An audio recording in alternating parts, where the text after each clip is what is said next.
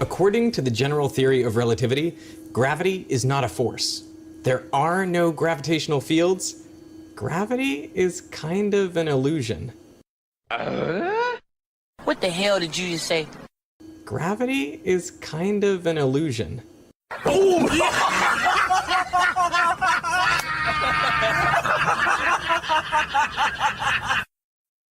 In general relativity, there is no mystery. All objects appear to fall the same way because, well, they're not accelerating. Oh, son of a... That's gonna leave a mark. Let's put another shrimp on the barbie. Gravity is just like that force. It doesn't actually exist. Say what? But in general relativity, there is no gravitational force.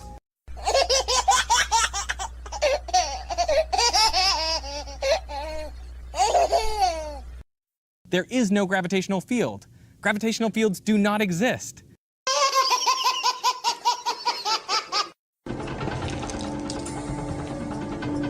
Prepare yourself. Ball-tards. In standard Newtonian physics, we draw your weight force, the force of gravity pushing you down, and the normal force from the floor pushing you up. We say these forces are equal and opposite, so there's no net force on you, so you are not accelerating.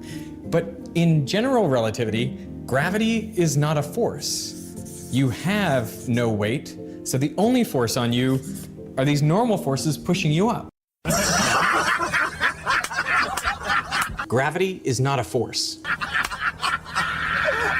There are no gravitational fields. You have no weight. Well, they're not accelerating.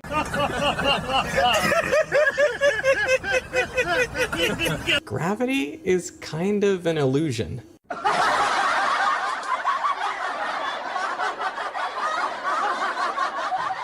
Gravity is just like that force. It doesn't actually exist.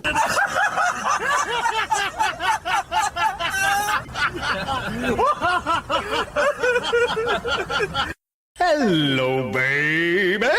Oh, well, everybody's heard about the bird. The bird's a winner.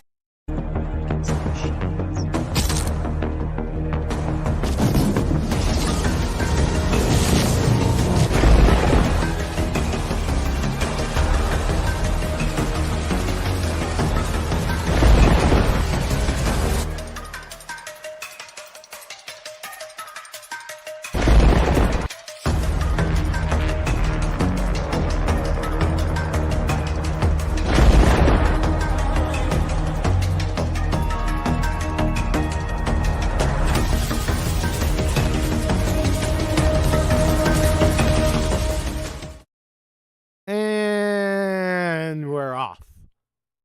As usual, if you'd like to support this channel, there are PayPal and Patreon links in the info box below. Got a great one lined up for you today. Maybe. It's the open panel. I think we have the beautiful Betty Van Velsen out there on Thanksgiving week. The beautiful Betty Van Velsen. Betty.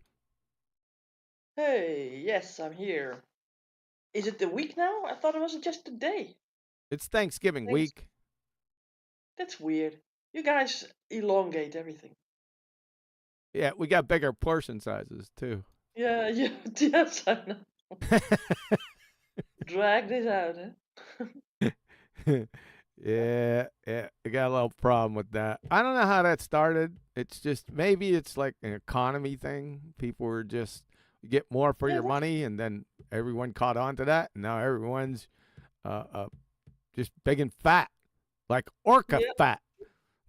So, orca fat. Well, at least it's tight, right? But you also have the Black Friday, and I still get ads for Black Friday's, well, orders and things, and Sure. it's already done for, right? What do you mean it's already done for? What's done for? Black Friday is already gone. No. Black Friday's this Friday.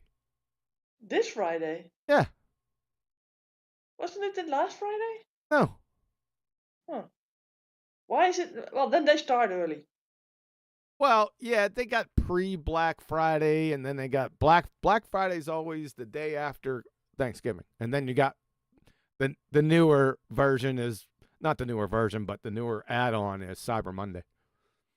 So, and then you have post Black Friday. Yeah, Pre I and was gonna post. take advantage of something Friday, but you know what? I just don't. I'm number one. I'm not a shopper. Number two, I just see things on TV that from the news about all the people. Most people they camp out at stores like the early morning. I'm not doing that. I can't relate to that. Hmm, You know, the save now. There's some good savings, but you know, there's a cost benefit ratio here. absolutely. Yeah. So Why do they need to get rid of that junk? well, I don't know. It just seems if these people are selling all these items like 40 to 50% off, why aren't they selling 40 50% off the whole year? Yeah, because then they will like go down, I suppose. Well, it's telling me that companies have these outrageous profit margins on their goods. Oh yeah. That's what's it's screaming to me because they're not selling these things to lose money. I know that.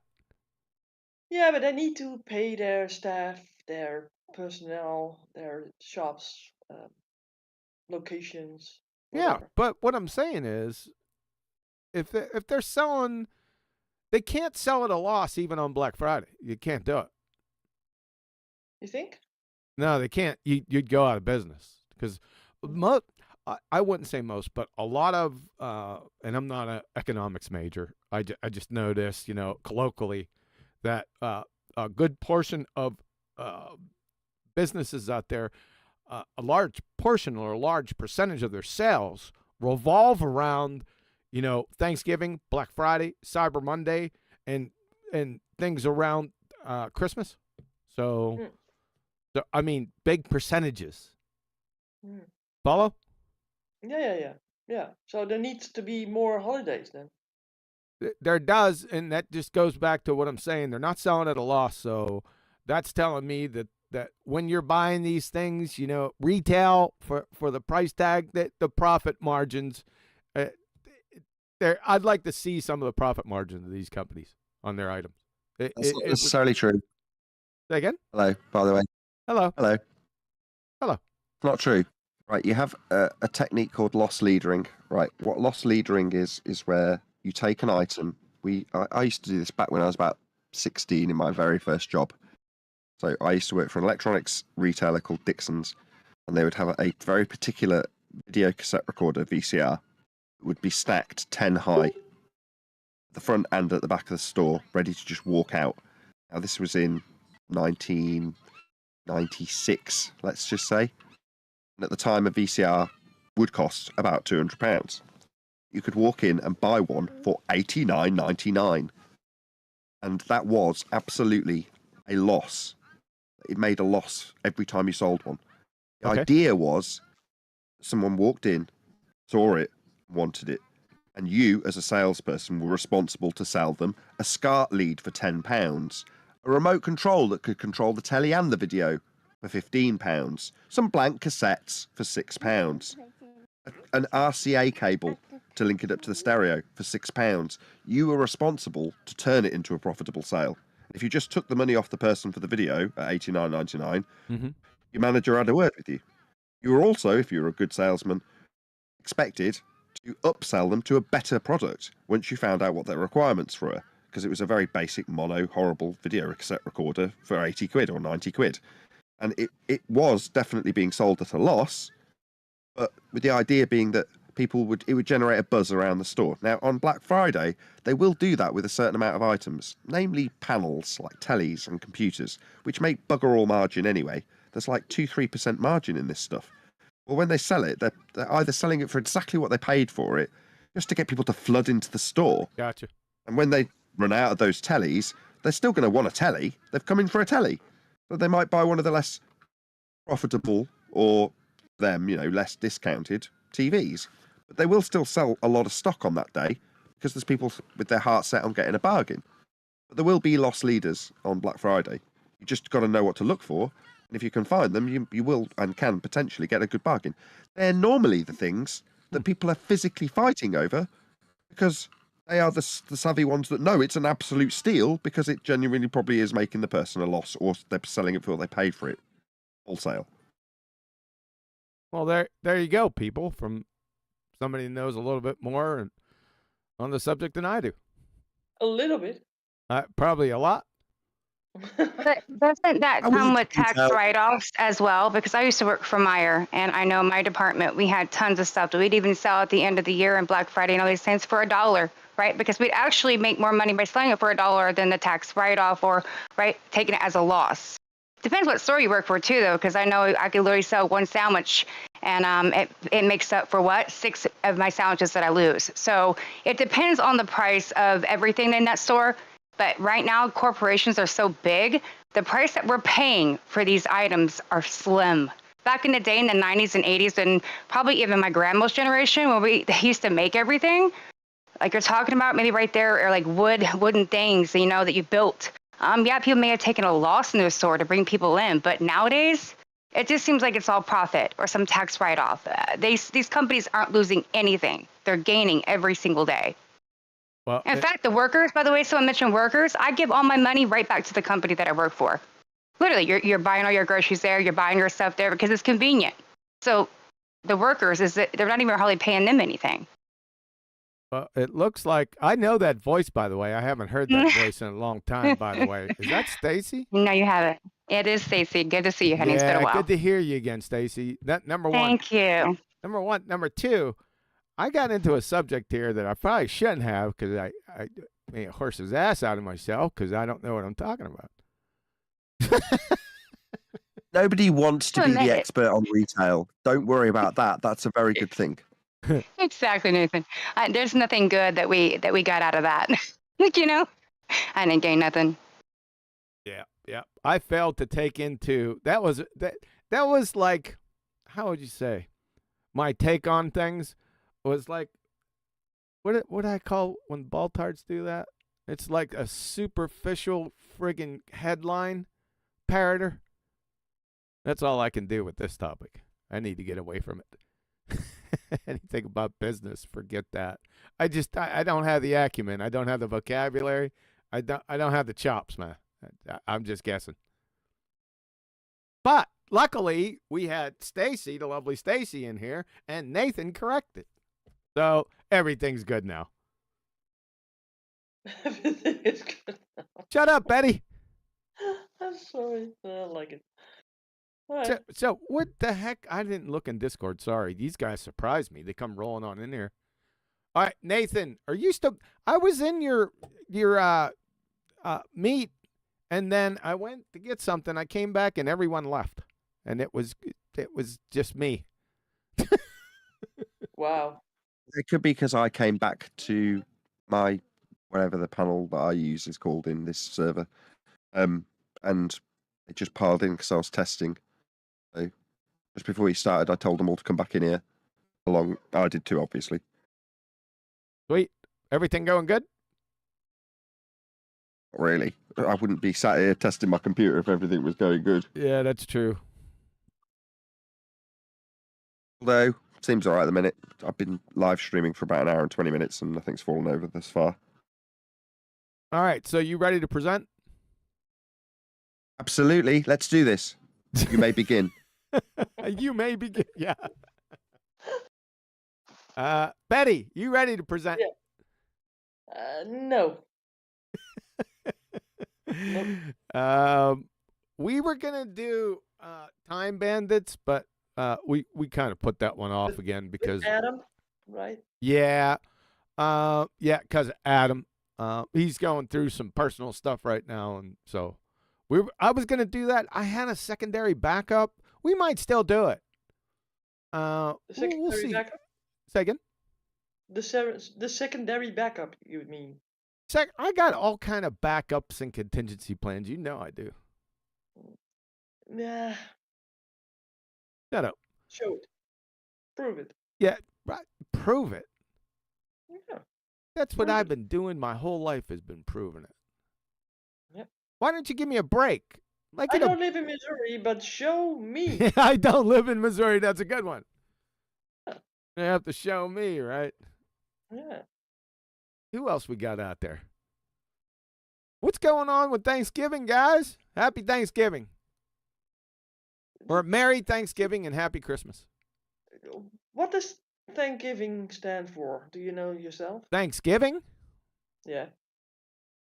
Well, it's to give thanks about all the things that you have. Now, But what's the origin? Where does it originate from? killing the Indians.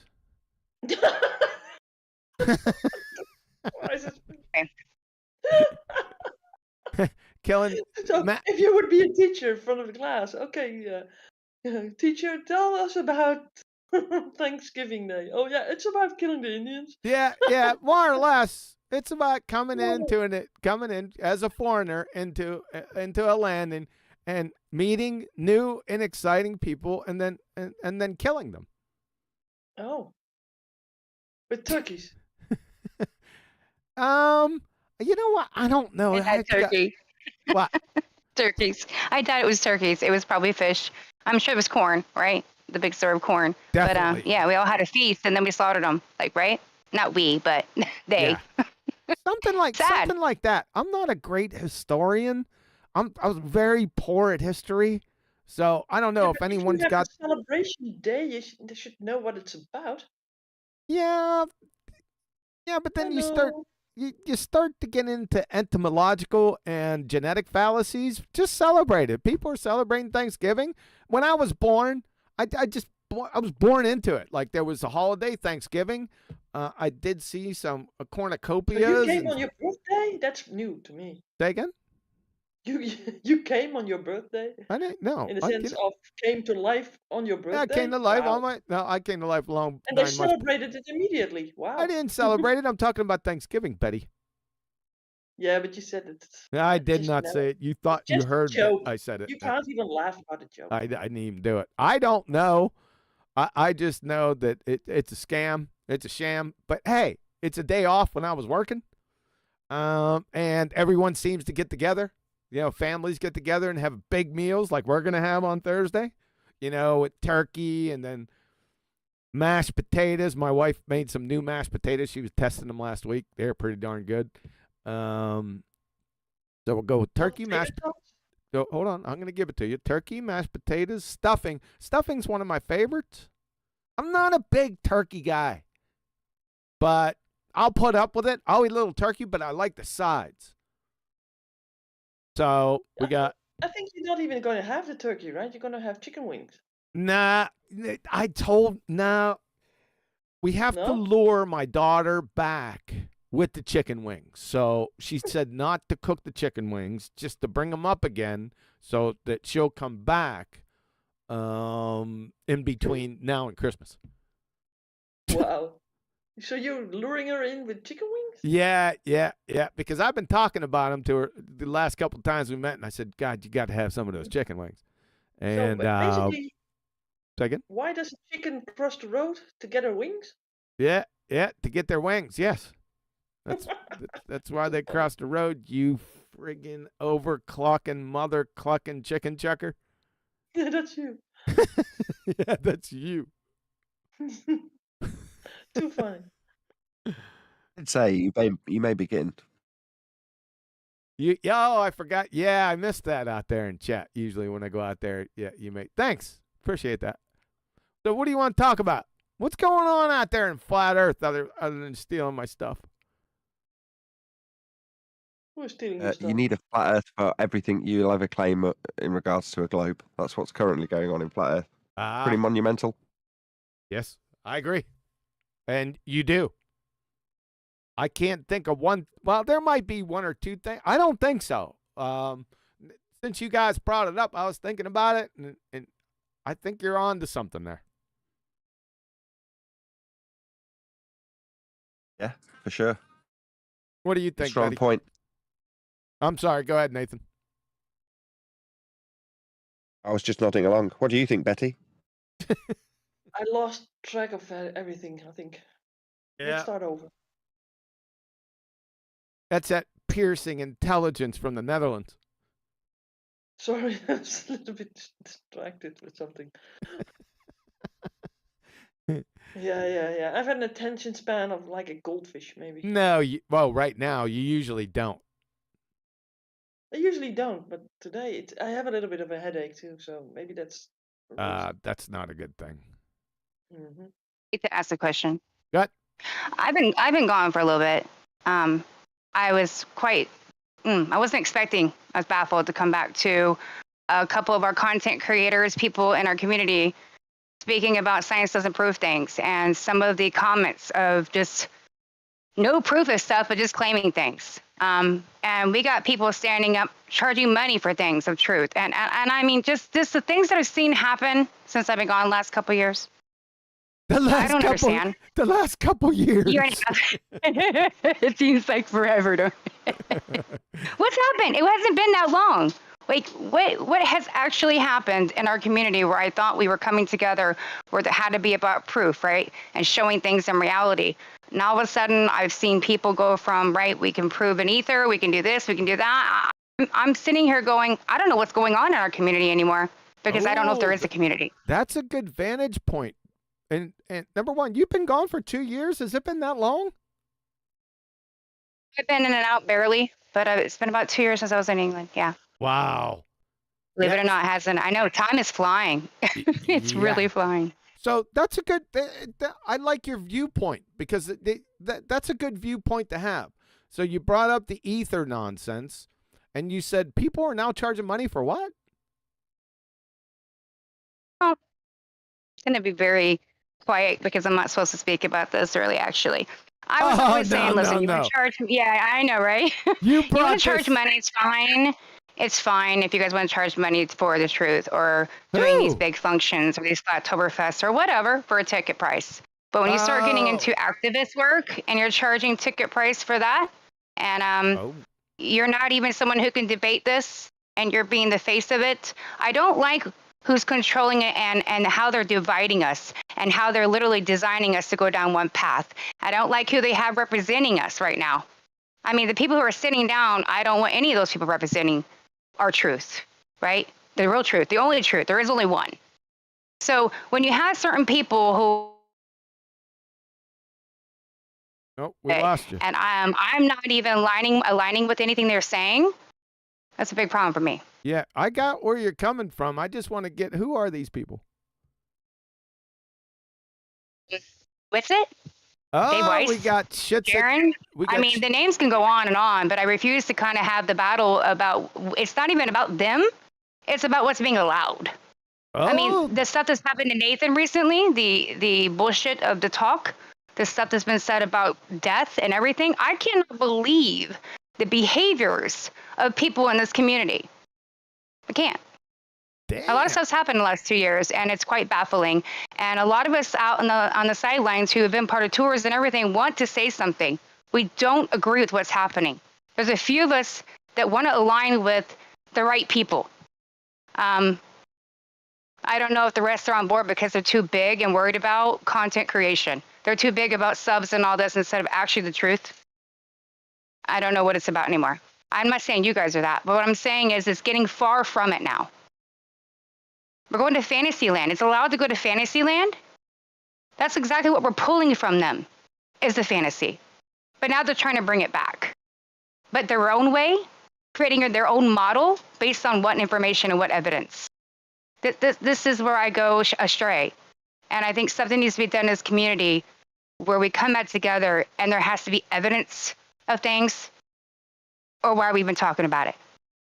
Because you're giving them the way. The energy denier. There we go. What do I know? Well, the problem is who's subscribing to these people. That's where the problem lies. Why do you subscribe to these people? Do you watch them? Why do they have hundreds of watchers on every live stream? That's where the problem lies. Not lawyers and frauds. Nathan hardly had anybody in his stream. I'm being dead serious. Nathan has how many subs? Why does he not have enough subs? Why? The difference in subs and the difference of people watching, that should show us what the heck's going on. But Nathan deserves a heck of a lot more. And the people that are actually talking this way and about proving evidence and sitting here trying to put people their feet to the fire, right? Those are the people that should be being watched right now, being heard. But for some reason, they're not. Yeah, but you're missing the point. Who's subscribing to these people? Who's watching these people? Flat earthers. So the problem is not frauds and lawyers. The problem is flat earthers being subscribed to, following, supporting, and arguing for frauds and lawyers. There'll always be frauds and lawyers. These people were never part of that, and I was ever part of. But I can't stop them existing. But if you're a flat earther out there who subscribe to these people and you support these people or are a Patreon to these people, then you are supporting fraud and lies. That's where the problem lies. And idolizing people like a celebrity, that's what they do too. Stacey, you got a pretty good view on this. That was kind of shocking and inspiring that you would catch on. See, most people not catching on because they're caught up in the everyday rigmarole, but you laid it down, girl. Wow. I'm trying to still keep it, attention what's going on in any way I can. Discord can make you run away from it because it's Discord. A lot of stuff goes on in here, but somehow I think we have a responsibility to bring it back. We have to somehow align it to where whoever's in control, the bad people who are somehow in design in our little group of area, trying to make us go in their direction, we need to stop that and go in a different direction. And I've heard people call you out recently since I've been at QE saying you're lying and everything else about the past. I've heard so much shit. And I thought, you know what? It needs to be talked about then, because I guarantee QE would address these things. These people would address these things with you if you would give them the opportunity, but a lot of people run and they want to talk crap. Yep. Never gets addressed. Yep. Well, we've already exposed them, Stacey. I don't know if you've been or if you've caught up with that. Mainly from the Globe Dumpsters crew, Shits at 20, Jaren, Dave. We've already exposed that. I mean, it's been a while now. It's been a couple 4 months or so that's been exposed. It doesn't seem, and Brian has a good point, it doesn't seem to be making any impact. I guess people, number one, they're either not listening, or number two, they're blowing it off and saying, well, I'm going that direction anyway. So that's, I don't know if anyone else got another explanation for it. I don't think so. So that's either. It's saddening. I wish I did, though. I wish I had another answer. The answer is that people want fantastical things. And that's what this other group, Globebusters and all them, are offering them. They're offering them pseudoscience and fantastical things, the very things that they were supposed to have let go of. They're offering them a new version of it. Yeah. But this time on a flat plane as opposed to on a globe. And these people just aren't looking in the mirror and saying, why do we crave this?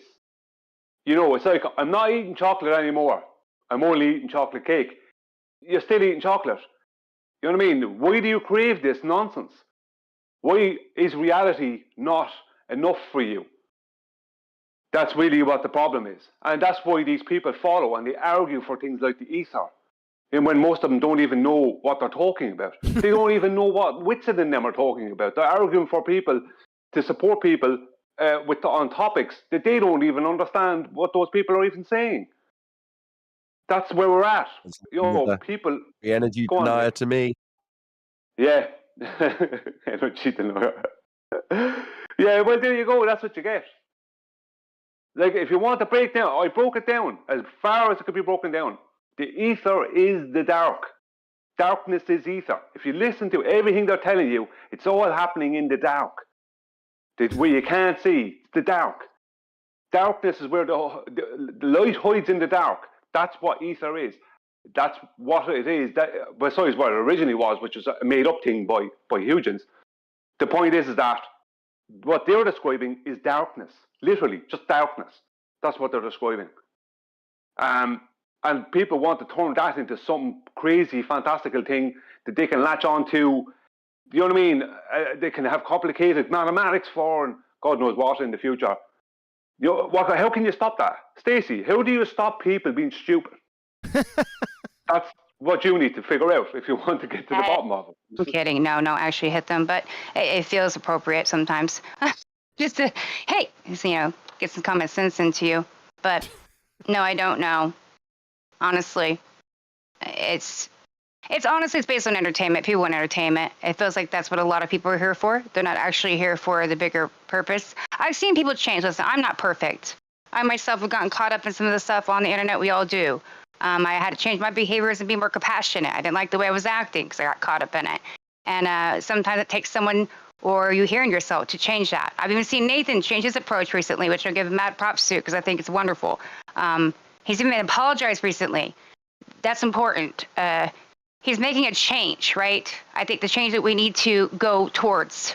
But I just want to apologize on behalf of any person that's made any comment that I've heard recently about Nathan, though, because it's quite disgusting. Some of the stuff that's been said over someone's death, my skin's still crawling from it. This stuff, this behavior, I will never, ever, ever think that it's okay to allow to happen to anybody, whether it's online or not. And this should be accepted because it's the online world. These are real people. Okay, QE's got a family. Nathan's got a family. We're all real people. So the comments that get said in the most derogatory manner and comments, are these people good people? I don't think so. I have no idea what you're talking about. No, I don't either. But what I do know is I don't have any need to apologise. I don't have any need to apologise. If you want it, you get it. That's it. People on our opposing side or anyone who opposes us comes looking for it. When they get it, they complain afterwards. But don't go looking for it. Simple as. It's the FOFA, isn't it? Will you demonetize Quantum Eraser's video if you tell us what this death thing is about? Oh, no, I just heard recently, a couple of weeks ago, that you were blamed for Bob's death from somebody. I won't mention names, but... Really? That's what I heard.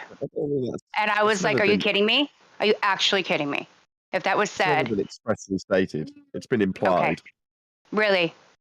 Well, I'm appalled. I was heard it was expressed.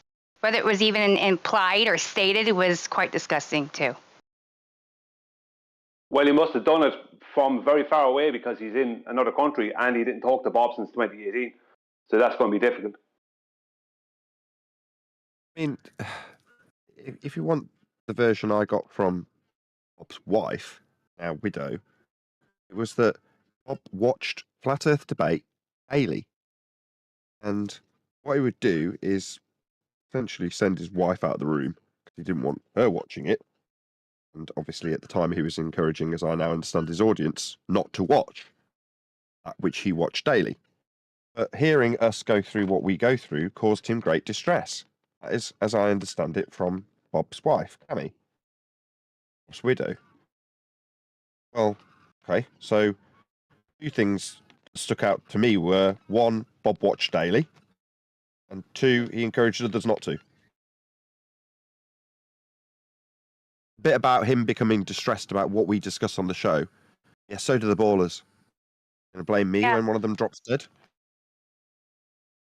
I mean, has anybody ever been to Jim's server? I mean, come on now. People go through trash on a daily basis for this stuff, and you don't have to put yourself anywhere that you don't want to be. You put yourself there. And I'm sorry, but even if you don't like someone, I would still encourage people to research this topic. So for me, I'm a little bit upset that Bob even said anything like that about your show, because if anything, it encourages people to look outside the box. So I'm still, baffled by it all. It's not the first time Nathan's been accused of harming someone at a distance.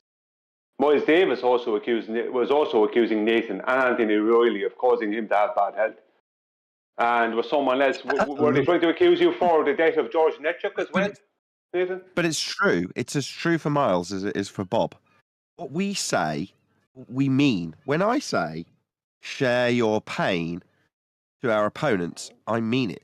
When I say I do not lose any sleep over this subject matter, my distress at the moment is a wonky PC. Do I give any concern the fact that we live on, dwell atop, you, a flat plane? No, it doesn't concern me in the slightest. But if you're punting garbage that's reliant on a flat plane, as we're currently disseminating, or reliant on garbage that relies on science that isn't really there, and we're pointing out how bogus it is, then you're going to be glued to our show and you're going to find it very objectionable. But that's as true for Bob as it is for, who did you say, Miles Davis? Yeah, I bet we exposing the begging the question proof of nothing perspective hijacking Earth curve calculator, which was the last interactions I ever had with Miles Davis, must have been very painful for him because he believed he was on a sphere. Like Bob believed there's some counter space garbage with ether in it. There isn't, and we exposed that. That would probably have been painful for him. If you're suggesting that my exposure of Bob's nonsense caused his death, then okay. If that's what you want to believe. It's still a fairy tale. It's not true.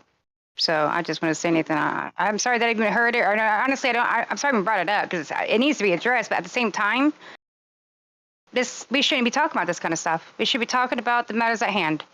Instead, we have to sometimes focus on stuff like this because everybody's everywhere, and it shouldn't be this way. But that is the story of life. Positive spin, always. Right? We talked about retail earlier. Well, in sales, positive spin. Bob was a massive fan of Flat Earth debate. He watched it daily. You should also follow in Bob's footsteps if you want to honour him and watch Flat Earth debate daily, just like Bob did. True. I remember the last day that Miles Davis was on Nathan's show. I remember it specifically. Miles Davis was caught using what was just a kind of a calculated, a roundabout height, right, during the Oil Man days of 41 feet or 40 feet, when the actual height was 21 feet. When Miles was constantly trying to jump down people's throats about getting exact heights and everything has to be exact, and using flat earth maps even, he didn't realize at the time, OS maps, he did his best to try and hold everyone's feet to the fire on exact. And then when it came to him, he just had a calculation, no exact figure, just a figure he was throwing out there, a roundabout kind of off the top of his head figure of 40 or 41 feet for the height of this observation point, when it was actually only 21 feet. And that's why, that very day, that's when he became Miles the Lawyer Davis. And Nathan and Anthony got stuck into him that day and called him a lawyer, called him dishonest, all kinds of stuff. He never came back. And it was because at that day, he blamed Nathan and Anthony for his bad health. Yet, before that day, his health was fine when he was holding everyone else's feet to the fire at the time about exact measurements. Because I followed the whole saga. But as soon as he was caught, right, being a hypocrite, suddenly it's Nathan's fault he has bad health. He ended up with bad health because he was caught being a hypocrite. Nothing to do with Nathan. Nathan was doing his job, what he was supposed to do, which is call out deception and trickery. Go on, Nathan. Oh, right. Well, I was just going to say, there's been occasions where, for whatever reason, I never proactively seek this stuff out. It's always shared with me by whoever. And somebody, maybe 18 months ago, shared with me a link with some ex-Red Rhetoric panel member moaning and bleating about the bullying and the vitriol and just the savage nature of the ballers, man. And the pain that they all experience amongst themselves and take out on each other. It sounds the pits. It sounds vile. And it makes me laugh because you think I don't experience any of that. You know, we will disagree with each other, right? But it's always 100% on topic. It's never personal. I mean, Will, joking aside, I'll take the mick out of Brian for being Irish. In reality, I have absolutely zero prejudice against him, regardless. If he was Spanish, it would be the same. I'd just be saying Spanish instead of Irish, right? It's just a joke. But in terms of the personal levels of vitriol that ballers suffer internally, it just beggars belief. Like I say, we don't have that here. Now, don't get me wrong, there are the occasional moans from somebody who says, oh, I've been banned from the science versus pseudoscience server. And typically I just say, I don't run the server. You know, it's down to you to follow the rules. And if you haven't, you'll be banned. But ultimately, there's very, very rarely anything like that goes on, to my knowledge. It's mostly quite wholesome. I think you'll all agree. Even when we disagree, it's pretty wholesome. Yeah, me and Adam got nasty a couple of times, but it was only because that's me and Adam. We're both convinced in what we're saying, and we both have points to make. And so sometimes it does, even with me and Refracted, it got nasty a few times, but only on point. As in, Adam calling me a plum, right? But it was about a point. It wasn't about me personally. I know, yeah. But there you go. And Refracted got angry at me, and I got angry at them. But it's about the point. It's not that afterwards I'm going, I hate Adam or I hate John. Do you know what I mean? There's none of that. It's just like, it's the point, the focus of the problem, the argument, nothing personal. No, we don't do that. It's the same for the ballers. It's always going to be about the point. But the pain comes when they can't overcome the point. Like when 2015 was rocking and Miles Davis was on the Flat Earth debate panel telling us all about his single Kodak Handycam picture when he had about 5 tripods set up with really nice cameras on them. We didn't get to see any of those images, just the one from a little Handycam. Anyway, when he was punting all of his nonsense, he was pleased because they were winning. We were talking about the begging the question calculations of Earth curve, and they were winning. Miles got pain relief. At the moment, they couldn't overcome some of the positions that we put forth. That pain relief quickly vanished, as did they from the panel, because they're not getting what they wanted anymore. They want to be soothed. They're annoyed, frustrated that there's people out there telling them that they're wrong and stupid about their religious belief in a sphere. They need to be shut down and stopped. And when they're proactively taking part in that stopping of the flat Earth, then they're pleased until that stops. We offer almost nothing to ballers anymore on Flat Earth debate. No pain relief comes from coming on our show ever anymore. It means we're a bit slim on the ground when it comes to ballers, because why would they want to come and have their illusions shattered? They don't. You know, occasionally, in the last couple of weeks, we've had a couple of people that have made their way in. They've been trimmed out, put onto little clips, because they're useful, because the last dregs of the people who will come to Flat Earth debate from the ball side feel they've got some sort of angle to keep an aspect of heliocentrism alive. The last most recent one was orbits. Until John says, you do realise you need a flat plane for that. Then they run really quickly away. Mad. Pain. That's just on point, Brian. It's the same with you and Adam calling you a plum when he thinks you're wrong. Your passion and pain, mental, cognitive in that instance, comes directly from someone challenging with that which you think is absolutely correct. Now, I'm not going to ask you what the point was in that instance. It's not relevant. It is only relevant to the ballers because they think they are correct when they say they're on a ball. Anything that isn't overcomable is going to cause them massive amount of cognitive pain. Well, the point was whether I was or was not a plum. That was the point. Technically, that was right. It's the way he said it, too. You plum. Such venom, such vitriol. See, I know what that means. It's not even nothing nasty, but it means you're an idiot. That's what it actually means. You're the village idiot, the bozo.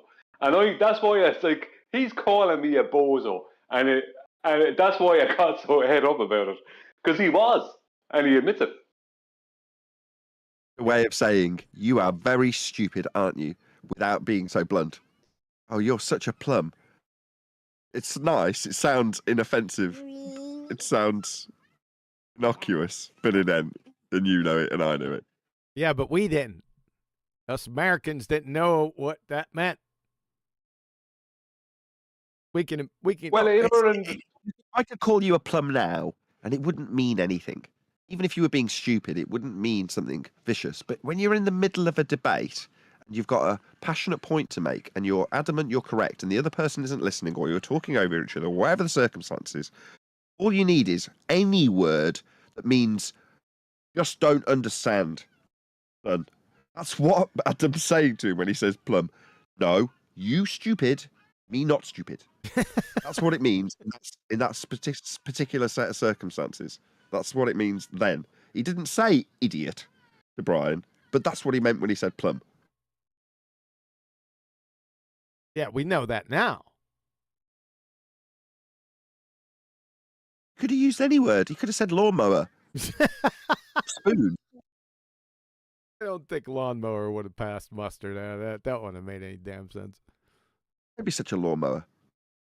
Don't be such a lawnmower. Yeah. Getting back to the main point that Stacy brought up, I thought that she had good vision on it, especially from somebody that's been away for a little while, that and not in the day-to-day wrangle, right? That she had a pretty good take on things, don't you think? Yeah, I'm just Yes, asking I the always man like in the mirror. Stacey's take on stuff. I want to see if he can make a change. Don't forget, I do communicate with people behind the scenes. I still talk to Sven. I've been speaking to him for years now, who was part of the Global Wide Tour. So I still get to hear a lot of the stuff that goes on, probably more than anybody gets to hear, really. I hear a lot of stuff in the community. I got that joke, Nathan. We didn't hear it's it. true, though. If you want to make the world a better place, look at yourself and make that change. Very true. It's not a bad song, by the way.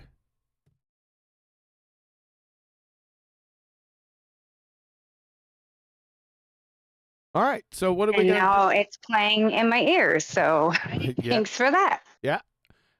So there's I don't know if there's much more that we can do about it, Stacy. We could just go ahead and be honest with people, put the information out. It's really not against. It's become a little bit personal, but really, if you get beyond that, if you drill down to the actual arguments or the points that those people are making, and I'm not talking about the Baltards. Listen, Baltards have been smoked since when? 2016, 27. Yeah, there was a little wrangle dangle, but that was just smoke and mirrors because they didn't have anything. I mean, I knew that back then. So this is just, we're just dancing on their graves. Now it appears that some flat earthers, like I warned everyone about those many years ago, let me just restate it. It was quite prophetic at the time.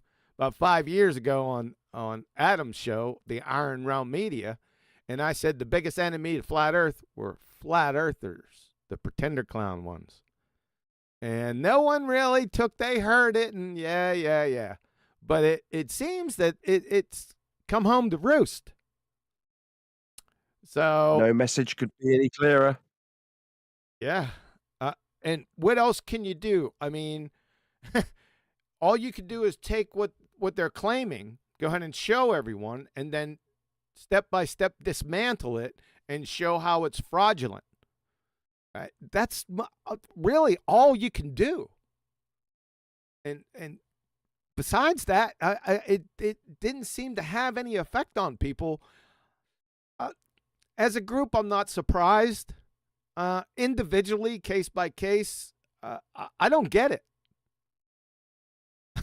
I don't get it. If you're exposed as a fraud or a liar, then it's over. It should be over. But it's not. Unless they're a shill. It's their shills. Yeah, I never really ran down that pathway. First of all, I didn't know what it meant. And second of all, huh? In this particular context, a shill be. Let's take what Stacey said earlier, right? What we've got is divide and rule. If you can lead a whole group into disarray by getting them to fight amongst themselves, they're preoccupied with that rather than fighting you, aren't they? What you need to do is you need to start putting a few people just in place, just to tickle the right feathers at the right moments, and set the cat amongst the pigeons, whatever metaphor you want to use. They cause a little bit of internal chaos, that rather than us looking at NASA, looking at each other, rather than pointing out that space is fake, we're pointing out that ether's fake.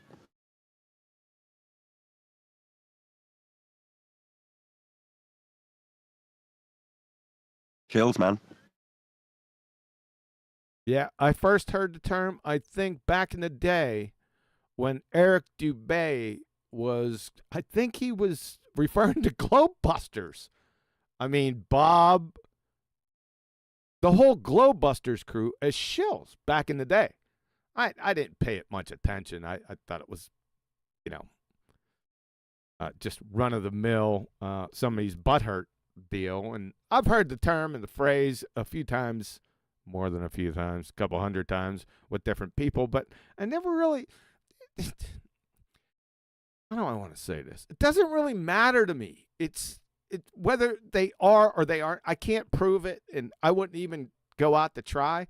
But what are your arguments? What are your claims?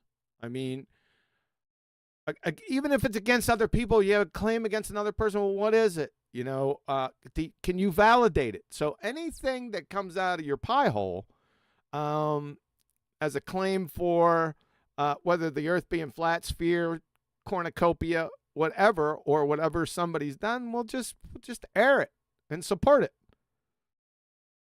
I guess that's where I stand. I don't know. A lot of people, I think many like drama. Is that part of it? Possibly. Perhaps? Well, I'd be on the same boat as QE. I don't see the point in calling someone a shill because human nature is all they need to do what the likes of Whitsitt and Jaron and them are doing. You just need human nature. You don't have to be a shill to behave that way. You don't have to. You just have to offer people, like, you just have to be a false prophet. Offer people what you know they'll seek. But offer that in a fraudulent way. You know, you don't need to be a shill. They may be or may not be, but it doesn't make any difference. The behavior will be the same. I mean, Charles Manson wasn't a shill, but yet he offered people around him something they seeked. Do you know what I mean? He manipulated people around him. You know, and so just as an example, there's plenty people out there who were never shills, yet they led people down a false path, you know? True. Now, I don't know everything about Charles Manson, so I'm not an expert on Charles Manson. I could use Jim Jones, anyone. Do you know what I mean? Like, down a false path. Just like what happened to people with heliocentrism. You know, so they don't, you don't need to be a shill to do that. You just need to see an opportunity, an opportunist. That's all you need to be. And even if you yourself are a fantasist, because Whitsitt does seem to be a fantasist. Anyway, do you know what I mean? Maybe he believes the nonsense he's saying. Who knows? But it doesn't matter. He's wrong anyway.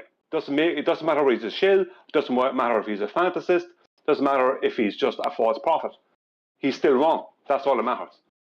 So rather than getting focused on the conspiratorial side of it, stick to what can be proven and disproven. Same goes for the standard of shillery itself. Like, if you're going to claim somebody's a shill, government agent, agent in place, sleeper agent, whatever they call them, prove it. Show me that there is some sort of standard that you're adhering to when you make the claim that they're a shill, and I'll pay attention. Beyond that, what QE and what Brian just said, all that matters is what they're claiming. What is your claim?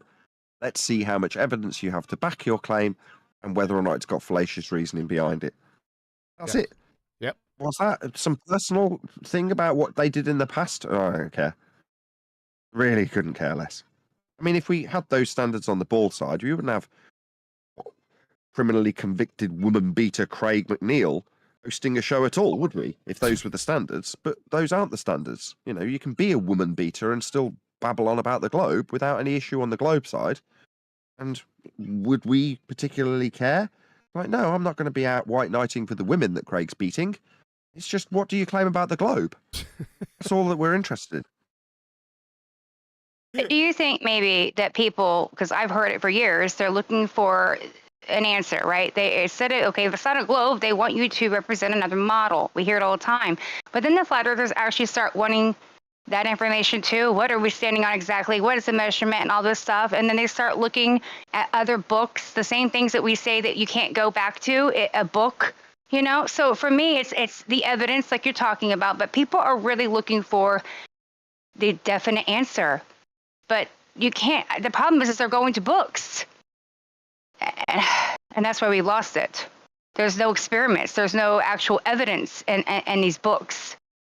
But for some reason, they're allowed to do that on their side, because there is a side now. Because if you're choosing to believe something without evidence, yet tell the other people that in the world that believe every single day in a globe that they're wrong, but then you're supposed to believe in some kind of ether that I'm not saying exists or not exists. You can be skeptical about it, but to actually claim that it's real and you can prove it is another story.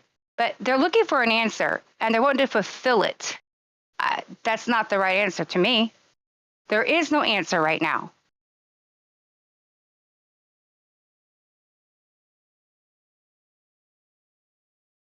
Sounds like more free energy denial. Don't know about you guys. Sounds like we got a skeptic. Guards! I'm definitely skeptical, but I don't look for an answer in something I can't provide. Pretty sure that makes you a scammer.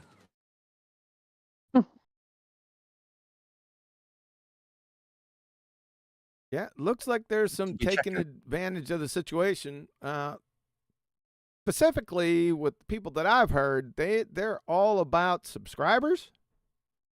They're overly possessed with numbers and subscribers. I've heard that a few times. Right? So I guess, is it a subscriber grab? Is this an actual money thing? Just for me it is. This is what I do for a living. Well, I know, I understand that with you, but we're talking about apples and oranges here, because from the things that come out of your pie hole, there's a lot of support for that. Now, for the others that are replacing the pseudoscience with their own speculations, and that's a little different story.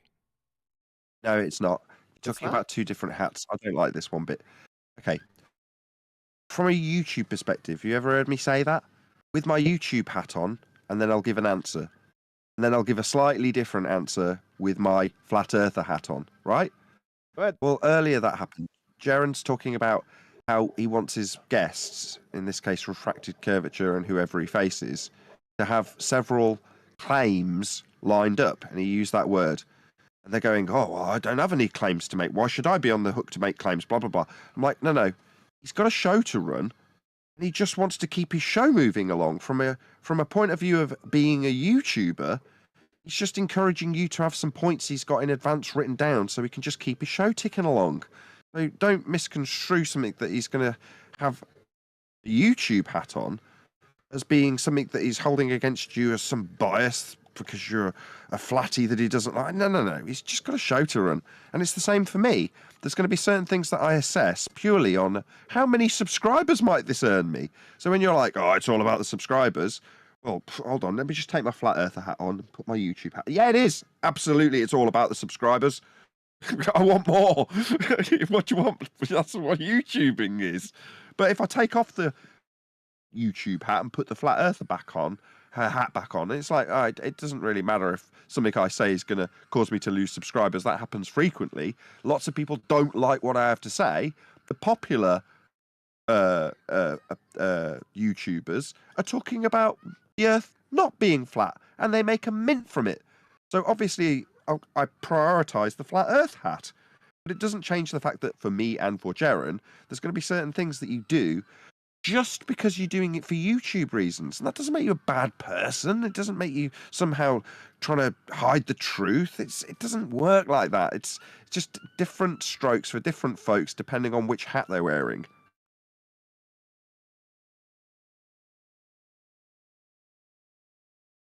Yeah, but Nathan, we're also not flying you into another country when you already have money and you have an app, and then charging everyone who's doing activist work on the streets that was already doing it, now charging them $30 a head to listen to you speak about your nonsense every single time that you don't even debate well. I'm sorry, Dave Weiss doesn't deserve that. And so when he's starting to get into activist work, and we're going to pay somebody to speak. What's the issue I have a problem here? with it. This is new to me. What's the issue? So Dave's getting paid to do what? I shouldn't probably be speaking about this, but it's being talked about being $30 a head for him to come speak at a activist group that's already going down in England, that they go and speak at vigils and everything. Now he's going to get paid to show up and speak, and all they're doing is supporting his app, and everybody download his app, buy his app. All I hear is money. When all this was already going down with no money and people putting their heart and soul into this, now we're just going to bring somebody from America to go speak. And if honestly, if I was going to pay somebody to go speak or hear somebody speak, it sure in the heck wouldn't be Dave Weiss.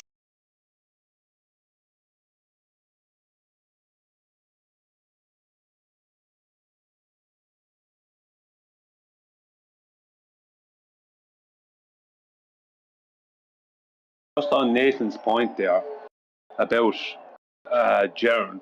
No, what Jaron, I have to completely disagree with you there. What Jaron is trying to do is keep the globe earth alive. That's what he's attempting to do. That's why the ballers are all going to him, because he's keeping alive what they need to be kept alive. That's what he's doing. Instead of killing it dead like he's supposed to be doing, he's trying to keep it alive. There's no it couldn't be any more obvious to me what he's doing. Now, you can have your opinion, that's fine, but I would disagree with it completely. He's not just being a YouTuber there. He's literally trying to keep the ball alive. That's my view on it. Now, that's an interesting take on matters. Yeah, because the Baltards are surely, they're smoked. They've been smoked for a long time. That's a very interesting take there, Brian. Well, has he ever done anything the correct way? I mean, he's constantly done things wrong over and over and over. It's just got personified in 2018 with the Netflix thing. Since then, though, it's just over and over and over and over. Everything he does is wrong. And his defense is, sometimes I'm an idiot. That's basically his defense all the time.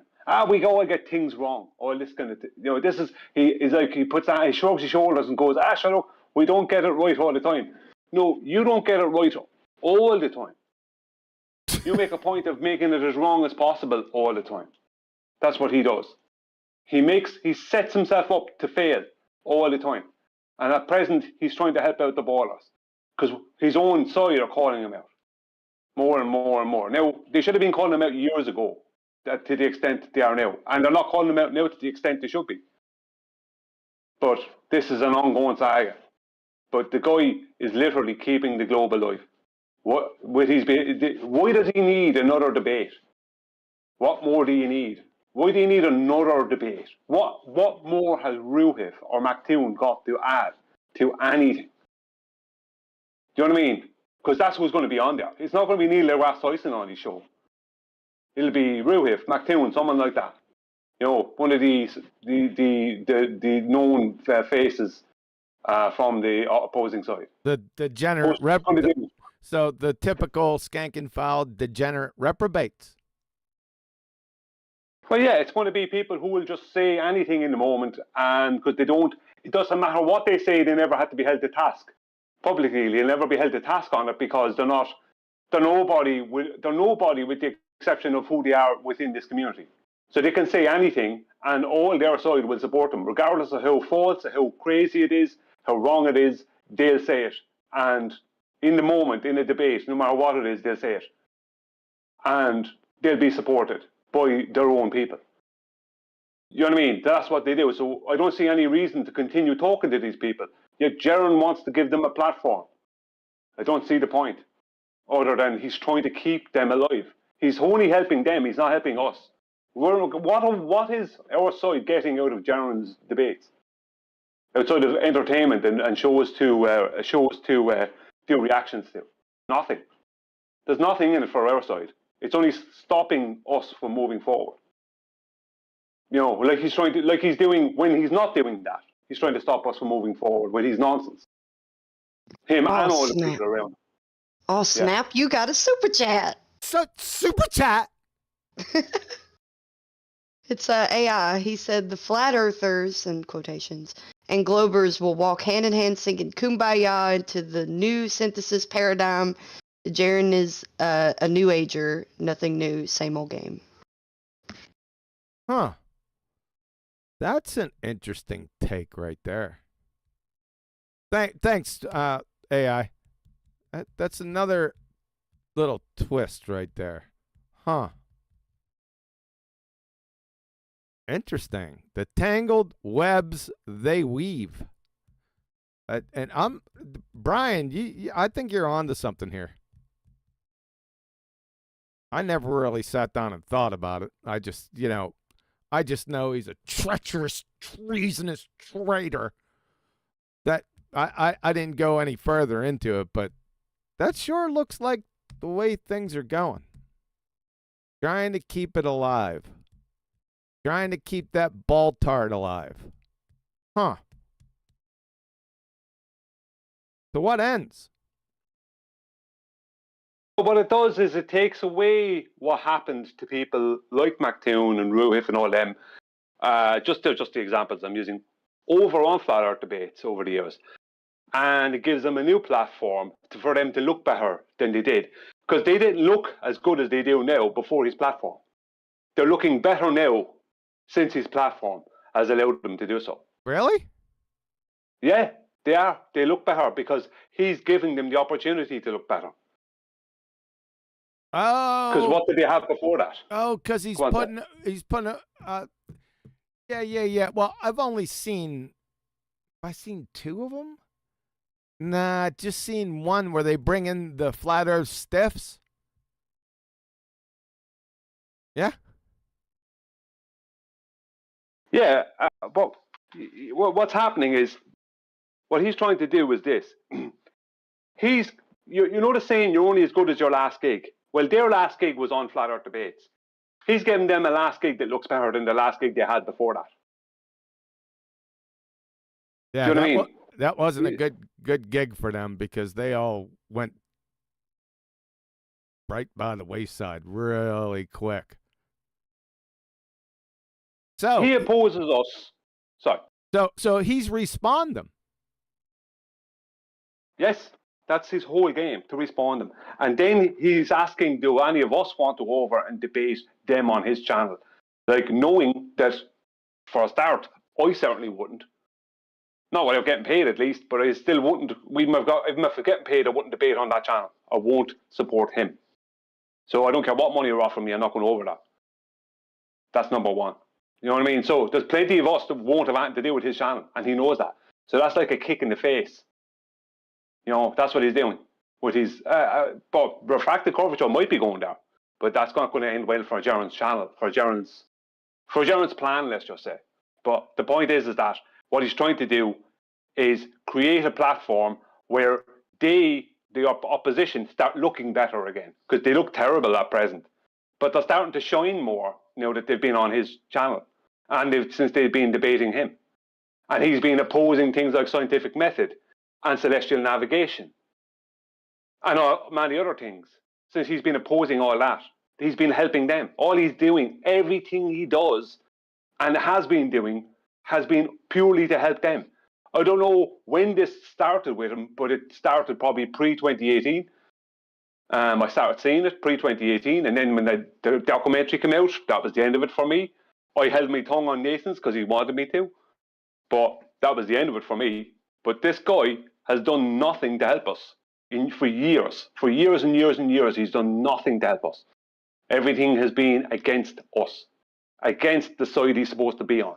But people keep following him, they keep supporting him, they keep listening to him. What can you do?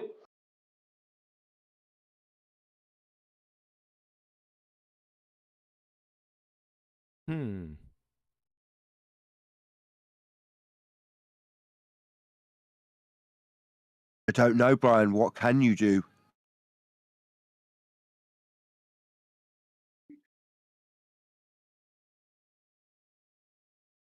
We're lost, You Nathan. guys, I'm sorry, honey. Go ahead. I think you guys are doing it. Every day you guys are still holding people's feet to the fire, and you say no when someone's wrong, and you call them out. I'm not saying rudely or disrespectful, none of that. I'm friends with Glover. Someone said kumbaya. I got a lot of friends. I try to be nice and compassionate to everyone, because at the end of the day, listen, I got my mom in a nursing home. She don't even remember she's got dementia, half the day and time who I am. So does it matter if she remembers what shape of the earth it is? No, doesn't matter at all. It's about love, right? It's about being there and understanding people. But when we're talking about a community coming together and talking about what topics at hand, science, there's only one truth, and then there's everything else is false.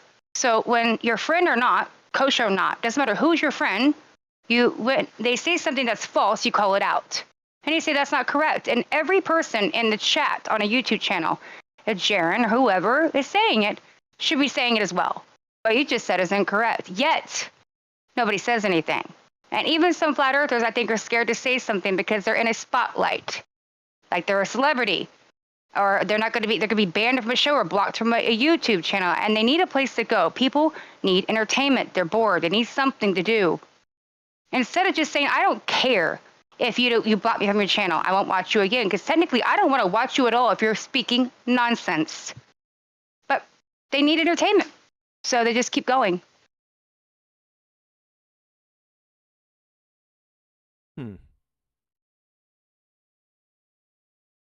Betty.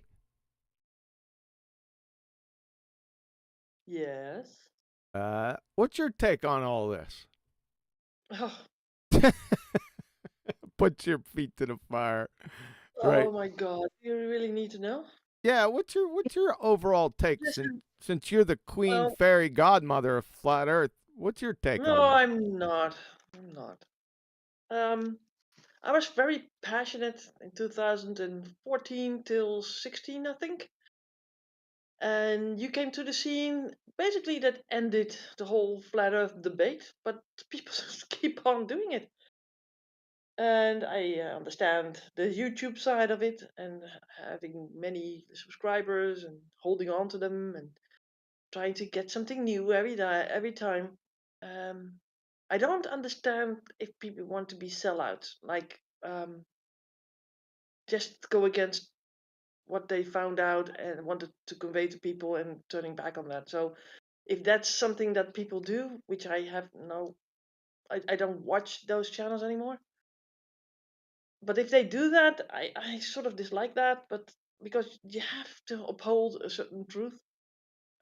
And if that makes you lose some subscribers, that's too bad.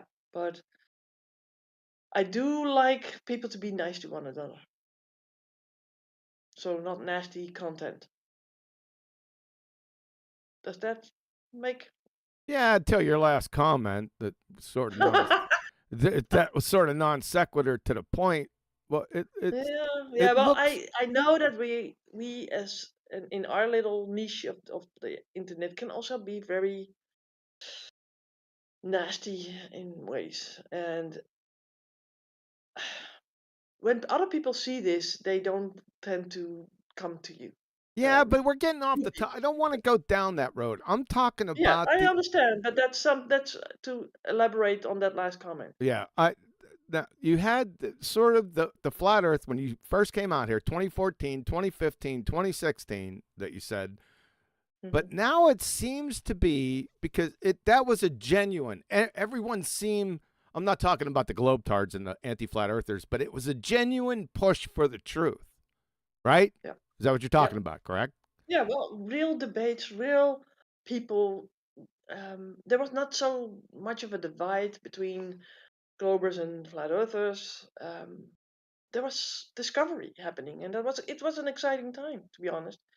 Also for myself, because I was like very into it, because this is a major lie that is being held over us. And why, right? Why would and it's opened, yeah, my eyes even wider. They were already pretty open because of 9/11 and all the other stuff. But yeah, the whole flat earth, just where you stand on, the foundation where you stand on, that's where the lie is about. And I'm thinking that why is that, right? And why do people hold on to it? Because they can't have it any other way. They have invested too much of their being into that point and can't get out of it. And some people have invested in money, some people have invested in YouTube channels or in popularity, right? And they don't want to let go. They want to be on top of the game. And it's sort of a human nature, basically. And it's less of a human nature to stick to the truth. And even if you lose everything, just stick to the truth. So you're saying it's been adulterated? Yeah, kind of, yeah. It's been adulterated by the leaders or the purported leaders, the ones out in front.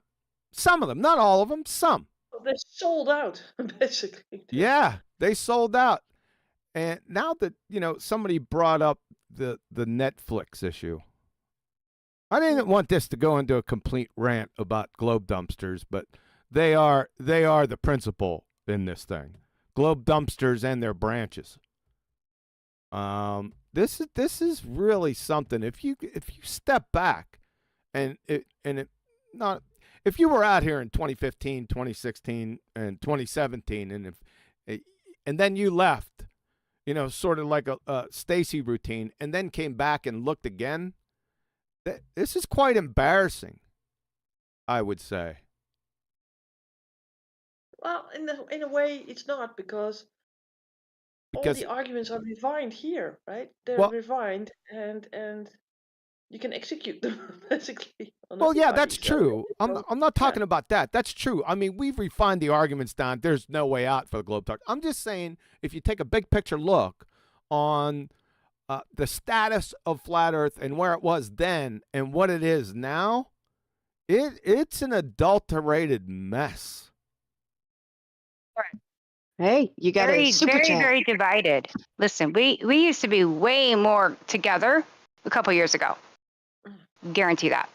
Wait a second. Does not feel the same at all. Wait a second, Stacy. I heard super chat. Yep. Roger Ledwell, he said, they want a generation lost in space. Quote, Don McLean. Don McLean. I know that name. There's a song by Don McLean, isn't there? It was John McClane from Die Hard series. Boy, Miss American Pie. Yeah. And John McClane is my friend that I got in a fight with back. Remember the last show? Remember I told you his name was McClane? His first name was John, by the way. Oh, wow. Huh. McClane's the main character in Die Hard. Yeah. Yeah. Welcome to the party, pal. Exactly. They want to Yippee-ki-yay. Say again? Yippee-ki-yay. Yeah, yippee. You didn't finish the last part of that. Good. No, I don't. I want to keep it clean. This family show. I did for her. Trust me. They really dropped Alan Rickman at the end of that movie. So the very last shot of Die Hard to be filmed was Alan Rickman hoisted up to a really high, like, I don't know, 80, 100 feet high on a suspended platform. And they say to him, right, we'll count down from 5 and then let you go. And then they do the countdown, 5, 4, and then press the button on 4 so that he gets a genuine look of absolute despair because it's happening when it shouldn't happen. So that last shot of Alan Rickman looking like he's absolutely terrified is because he absolutely was terrified because they dropped him for real from a very large after they'd filmed everything else, I might add. That's the Die Hard first one that the bad guy drops from that large skyscraper. Yes. Wow. Yeah, that was a terrified look on his face. I mean, it was palpable. You could feel it, right?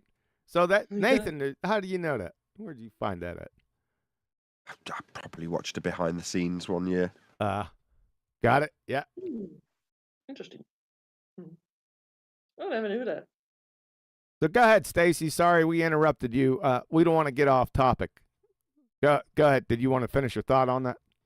I forget completely what you were talking about, but I do remember hippie. Yeah, it's a hippie. Hippie guy. That's all I can hear right now. I don't remember what I was saying though. Sorry. That's okay. That got edited for UK TV release, and it was Yippee Ki Kimosabi. Really? That's what we got on English TV. Yeah. Kimosabi. Have the same It was a really violent movie, and I just remember it being silly because they released it after the watershed, so after 9 p.m. It's got people being shot to pieces in it, but yet you can't have any F words in it. Super chat. Super chat. AI said, you can have the flat Earth map and still be lost. That's true. Yeah. Thanks, AI. Appreciate it. This is very interesting. Now that I'm looking back on it, because I like to do big picture. I get caught up in the weeds all the time, but I do step back every now and again. Maybe I can't remember all that well because I'm getting older now. I can't remember all that well, but I think that Netflix documentary, that was a turning point. Now looking back on it.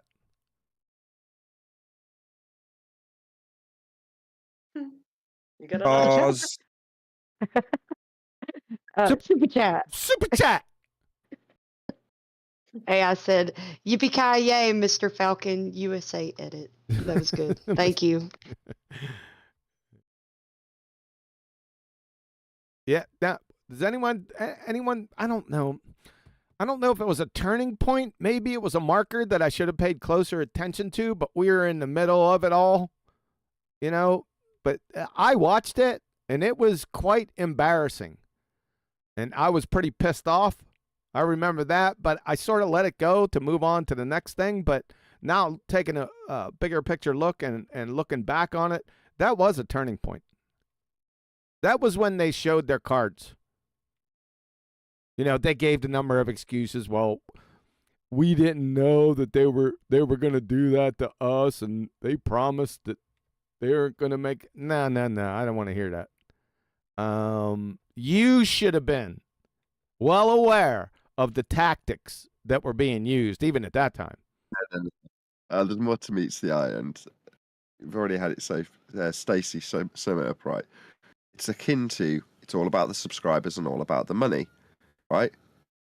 They had an opportunity to grow their audience that was dangled in front of them, and they took it. That was the assessment that they were offered to assess, and they assessed it on those grounds and those grounds only, and then took it with both hands. Now, from my perspective, again, it's YouTube hat versus Flat Earth hat. And anybody who wants to interview me, and there's been many, many people who've contacted me over the years wanting to do interviews, 99% of them get turned down. Because I can tell almost immediately, not almost immediately, I don't want to sound big-headed, after a little bit of assessment or chatting with them or a bit of interaction, you figure out that they don't have your best interests in mind when they've called you.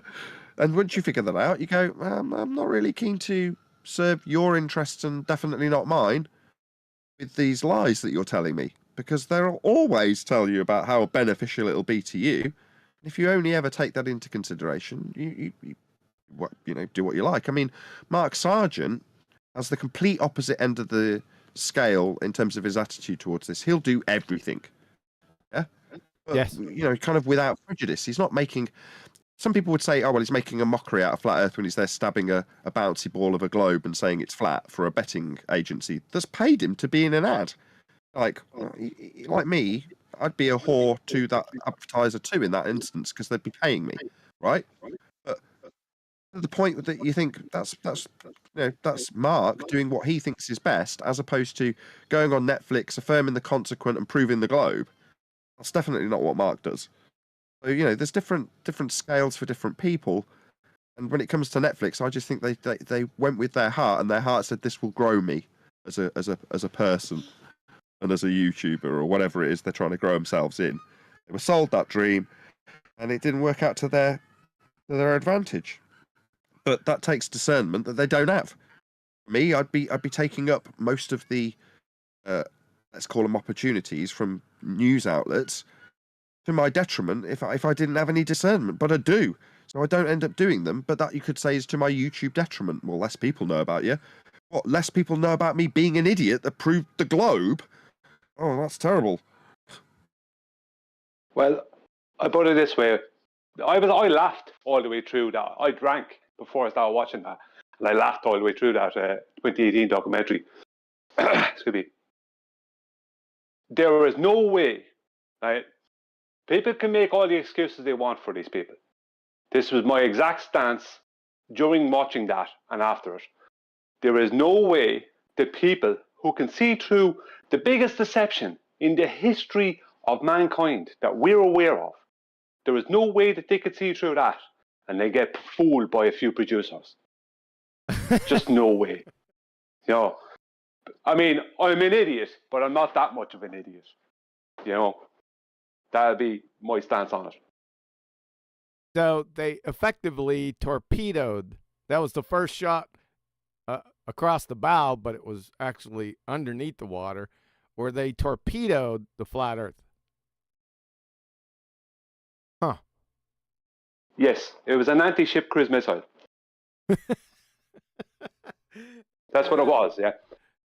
Little Trojan horse action, right? To put a little bomb in there. Interesting. And to what end? Well, it didn't. To what ends, though?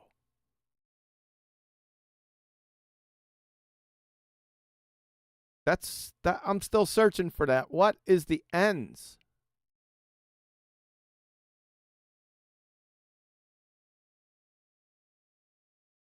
Is that us and people like us don't get hurt, and them and people like them do.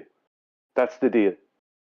So no matter what happens in the future, they are out in the forefront, and we are hidden completely. Whatever amount of suppression they have, I would say we have more than them.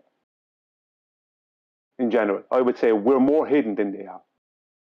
And so when people come across the topic in the future, it'll be them that and their Feast of Nonsense. And the new Feast of Nonsense, which is Easter and all this, it'll be them they'll encounter. And we'll be somewhere in the background of history. That's what they're looking to have happen. I'm not saying that's what will happen. I'm saying that's what they're looking for. Well, I would say that the more information that you can flood into any subject, the harder it is to wade through it for people, and they just give up. So Exactly, Flatsy. People just want a documentary or a YouTube video to watch that entertains them and gives them some information. Most people just want that. They don't want to see something as serious when they don't realize it is. You know, that's what they want. Just something to wade through, something to, you know, help them in that way.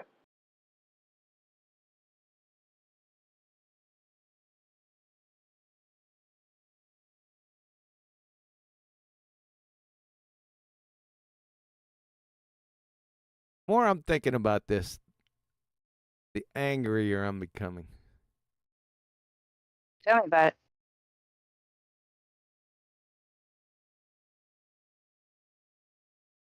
But you shouldn't be angered, because I went through it. I even thought about just forget it. What's the whole point in this, right? You start thinking about, is it done by design? Are they doing it for different reasons? And like Nathan said earlier, and what does it matter? You're never going to know really anyway, like you said too. And it's best to focus on what you're doing, because you can't change everybody around you. They're going to do whatever the hell they want anyway. And that's what people do, and their behaviors are the problem. So if that's the issue, then you just focus on you. But you're already doing it. You're calling it out and not aligning with it. And hopefully eventually over time, these people will start seeing that, because I don't want to be made a mockery of. I think it's, for me, I don't agree with it Mark Sargent's way. Any publicity is good publicity. No, because we already have enough out here making us look like fools that we don't need more. Because then nobody takes us serious. Most of the people, when we talk to us, think that we're absolute idiots on the street. And you're one of those conspiracy theorists. So the more that we make ourselves look like a mockery, doesn't do anything for the bigger picture. So for me, I'm about the bigger picture. And I've been looking back for a bit. And I've been seeing it since I stepped in this community go in a direction that I don't even know where it's headed. But it's, again, not our care, right? It's where we're headed. Who cares where they're wanting to push us? We push back. That's all you can do. That's an outstanding point. Stacy, you are friggin' on fire, man.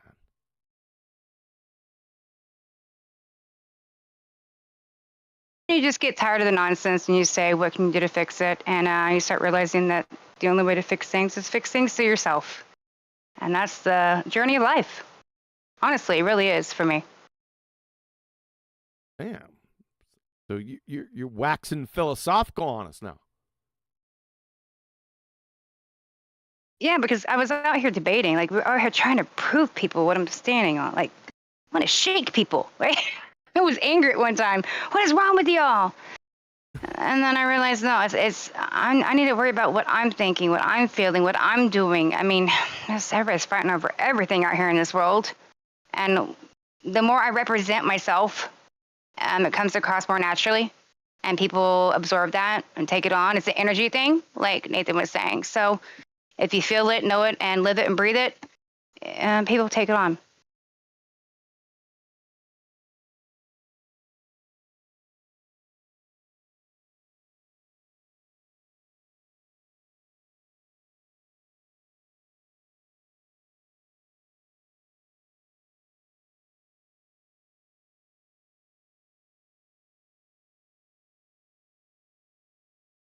So, Betty, what do you think after you've been unmuted?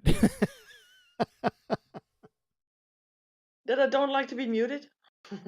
That I don't like to be muted. That's a good point. It's not. You're right. It's not a good thing being muted. I don't like it either. It's not so deep, right? I'm not so deep. It's just I don't like to be muted. The thing was, I think I was backfeeding, wasn't I? Yeah. Maybe. Yeah. So, but I told Righteous I'm not happy if he gives me less perms. I want to have permissions, for crying out loud. It was my server first, so he needs to give me more. Yeah. What I just assumed, right? Myself, crying out loud. Yeah, I just assumed, right, that if I unmute you and then told you that you were backfeeding, that you'd just unmute yourself. I just figured you had those perms. Yeah, but that was back in the day, apparently. Righteous. Where's Righteous at? Yeah, he's in a conversation somewhere. Ah, right. Uh-huh. Yeah. Well, I told him off. No, I asked him in a nice way. Cool. Yeah. Yeah, it's the thing is that I see it also in politics here in Holland when they sort of feel that the good guys are winning. They use almost every tactic in the book, and it's so amazing. And they feed on people's curiosity,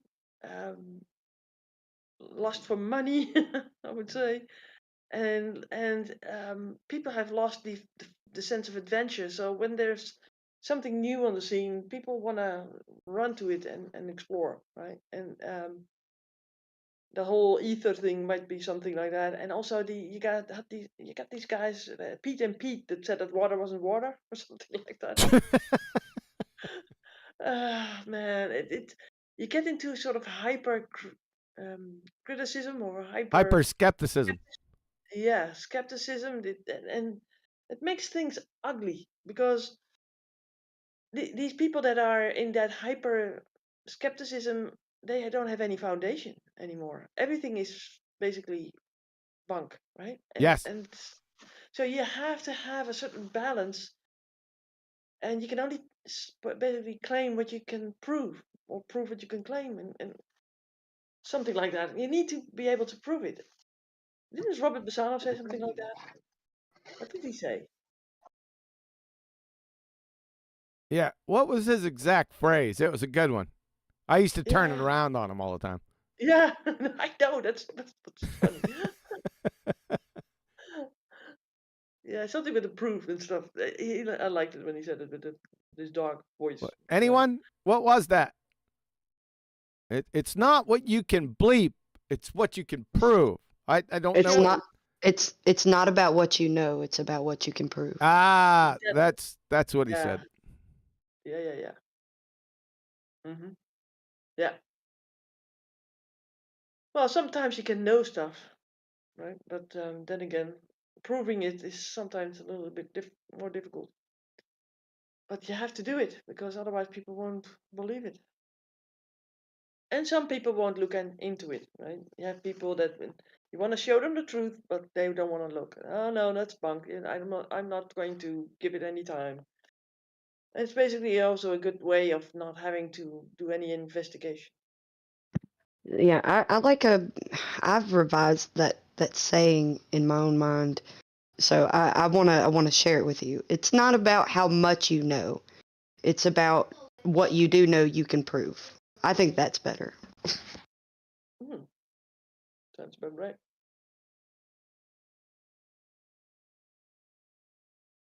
So where do we go from here? Well, you need to do a couple more treatments. Just a couple more? Till the cows come home. To do the treatments till the cows come home. There's not really anyone to do I think I've done treatments on just about everyone.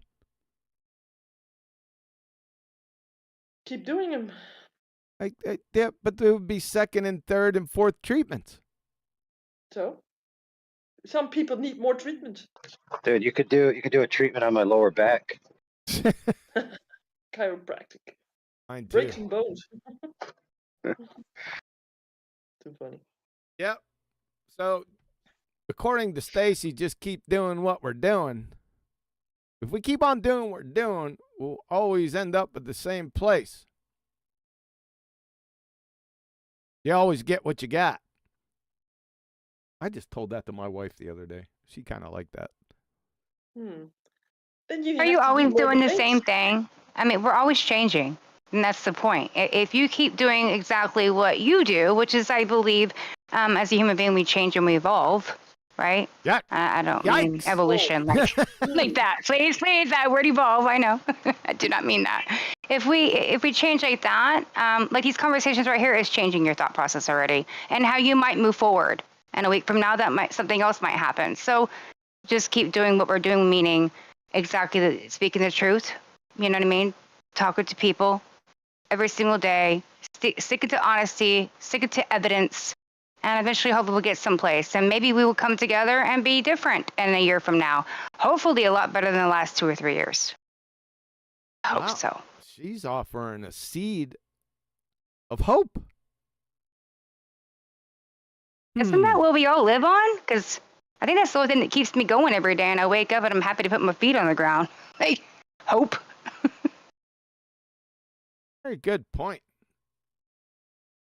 I may retitle this show Stacy's Show. Stacy's Hope. Hey, Stacy's I am not Hope. being hired out for a QE angel. We discussed this, QE. I'm just playing with you. Those are the good old days. Yeah, those were yeah. It was QE's Angels. It was. Remember that, Betty? Vaguely. Don't I have a thumbnail for that? I don't think so, no. Wait a second. I think I said You had a lot for that, actually. It was a good time. Hold on a second. I think, where did I put that? Yeah, I'll never let you live that down. The day that you asked me to be an angel, I was dying.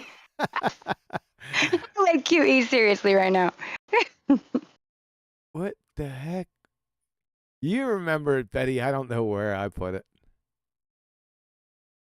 I don't know if there was a meme. Was there a meme? It might be on 24/7 that I wasn't there even. Nah, I don't think you made it. Yeah, somebody else made it up. Mm-hmm. But how would I? Oh, I think I'll just do a desktop. No, and me, I didn't title it that way. Let's see. Uh-oh. It's gonna be a long search. Oh, it's right. No. He tucked away those angels pretty well. No, I found it. Okay. Did not. All right, See? hold on. Let me let me go ahead. Yeah. I'm gonna go ahead and share. Okay. You Ready? share your angels? The good old days when QE had an ego. Just I'm just He messing doesn't with now? you, QE. I'm sorry. They ain't seen it. Hold on. YouTube's not seeing it just yet. Oh, it's hilarious. Is Betty? Did she see it and then leave? I should. Exactly, she should. She should be offended. There they are. Yeah, didn't I say something like a cow was chasing you in the fields, and then you married one? Yeah. Honey.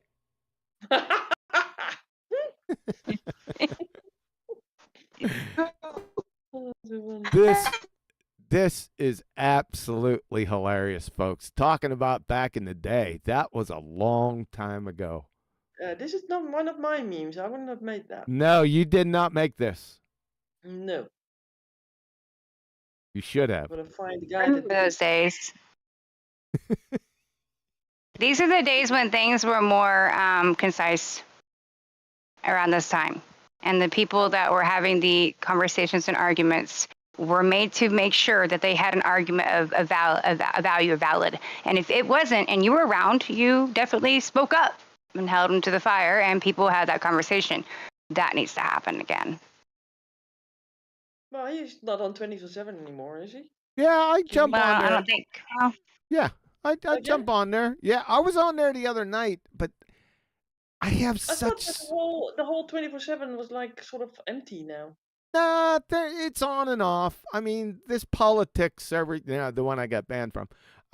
This is just a flash in the pan. They'll all be back. And I was on there the other night, and I just found myself, because another pretender clown was on there.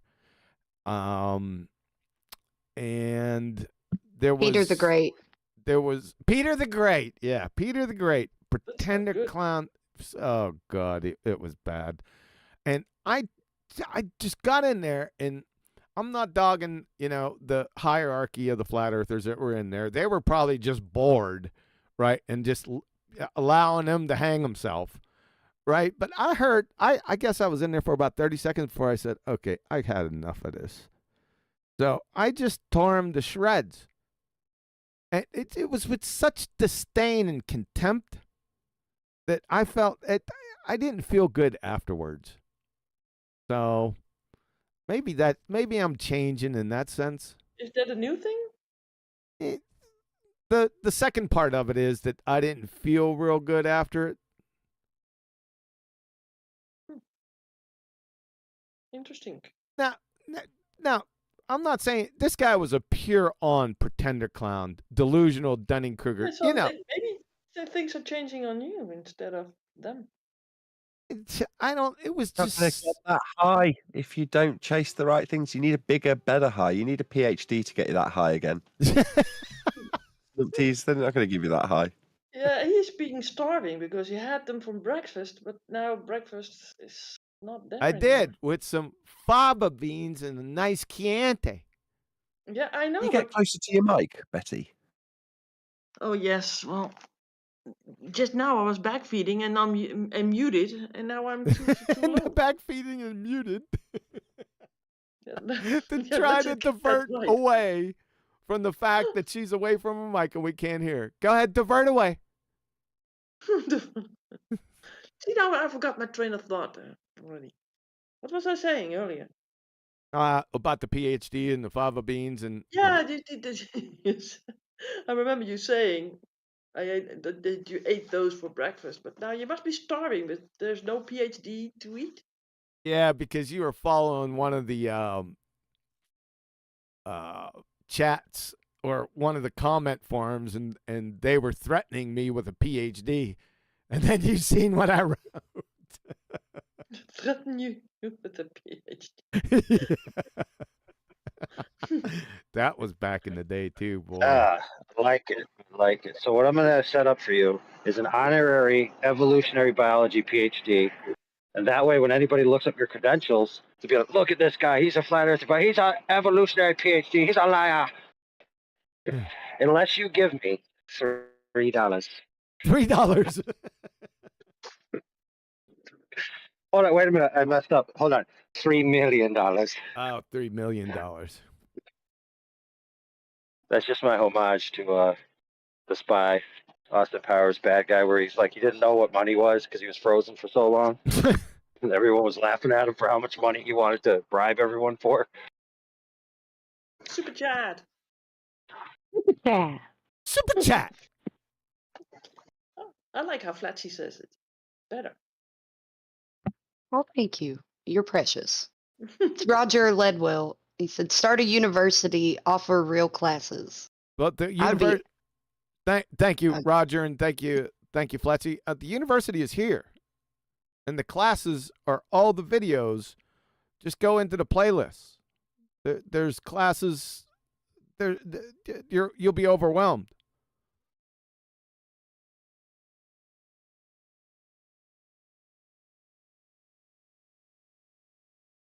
So let's go back to when you were on 24/7 and you were debating someone and you didn't feel good about it at the end. Now, it wasn't a debate. Nathan probably hit on it because it was just your average skank and file, delusional Dunning-Kruger Muppet. You know, the usual. They're not even mindlessly parroting Wiki yet. They're just making stuff up on their own that they've heard in school or something. You know, it's the typical skank and file, right? And it was so easy to dismantle it, right? My cat's litter box could have dismantled his points. And it just didn't. And shit all over him. Yeah, he took it well because he's delusional, right? It didn't affect him. I absolutely did. You know, the typical thing, A, B, 1, 2, 3, A, B, C of every single thing he said out of his mouth. Even the stuff that he didn't say that was implied. So was it because it was an easy fight for you, or was it because what that made you feel bad afterwards? Because it was easy, and I did come down hard on him, but it did seem he wasn't affected by the hardness I came down on him with. Huh? You wanted to see some rips and stares on him, huh? Yeah, it didn't affect him. He was just nice and calm and just went on, to the... That's so funny. I thought it was really a mercy sort of thing that you felt, but no, the hurting was not big enough for you. No, it was his. No. It wasn't. I guess I'm speaking towards the contempt that I had for it when I initially started. I mean, I don't know. And maybe Nathan's right. The level needs to go up again, because at that level, come on. Yeah, but how can you get that level if you just get those people in the servers Yeah, to meet? that's true. And it seems that they're sort of trained to well, just parrot. Yes. Not have an own original thought in their heads. I mean, that's basically what it is. Well, even if they just make it doesn't have to be even original. Just make sure that it's not 2015, something we dealt with 2015. I mean, it's the same typical. I can't remember the exact. Some people are at the level of 2014 or 15. Yeah, I think he started out with gravity. So I think that correct me if I'm mistaken, Flatsy. It was the gravity thing sent me off. He had defined mass on his own. He was like, this is my definition for mass.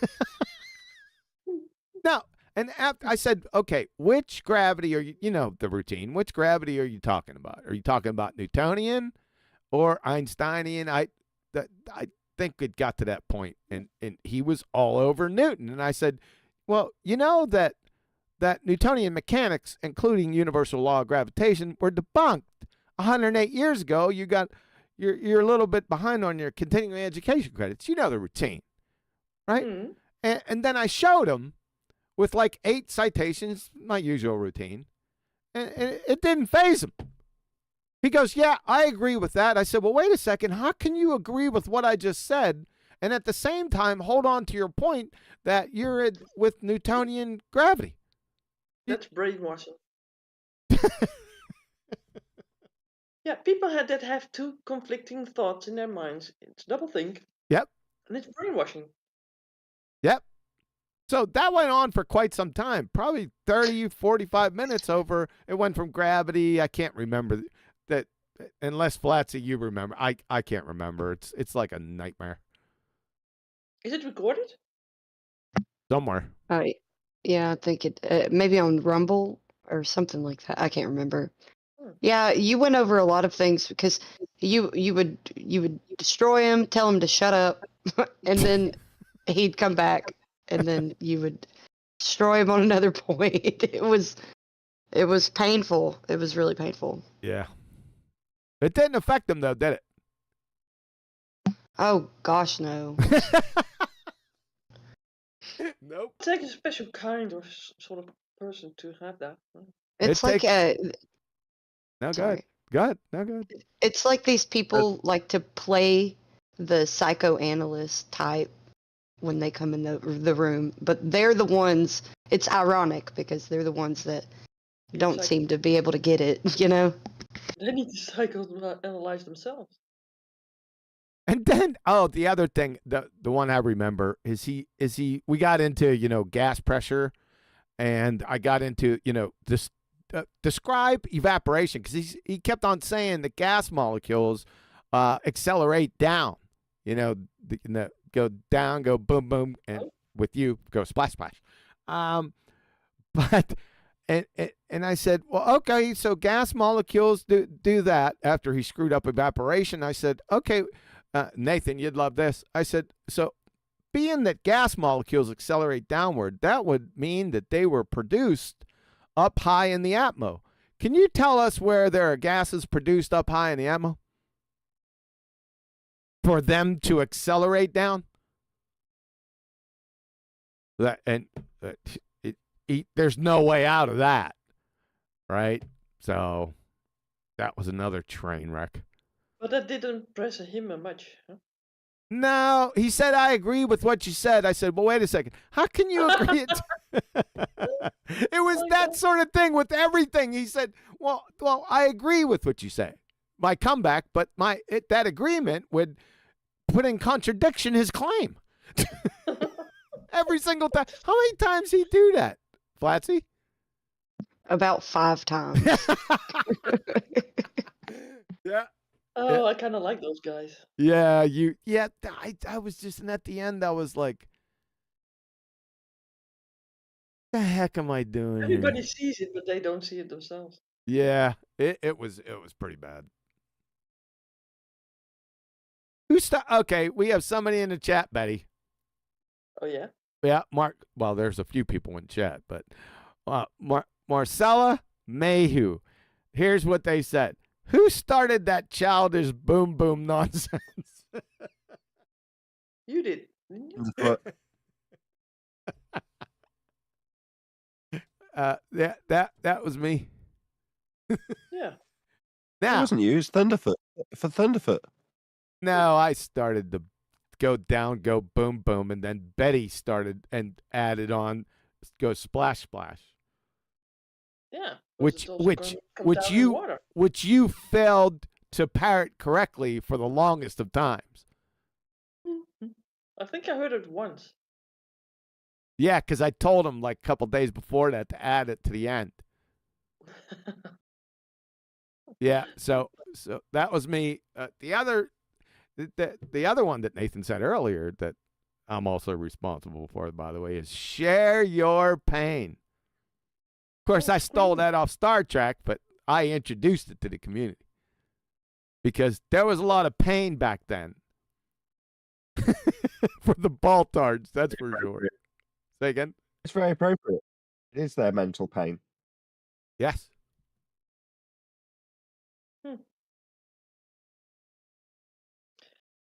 Well, apparently that guy didn't have it. He was sort of immune to the pain. Oh, I agree with what you say, Guy. Yeah. Yeah, he was immune to all coherency. That's the new thing. You have your truth and I have mine. I agree, but I also don't agree. Isn't that the Sort of New Age the philosophy? non-binary. It's a sort of the non-binary of the globe versus flat. Isn't that like a New I'm Age not a type of? glober. I'm not a flat earther. I'm a Holy shit! non-flat earther. All right, let me try this again. I was making a point. Yeah. Is that a New Age philosophy? AI, is that New Age stuff? I have my truth and you have your truth. And Yes.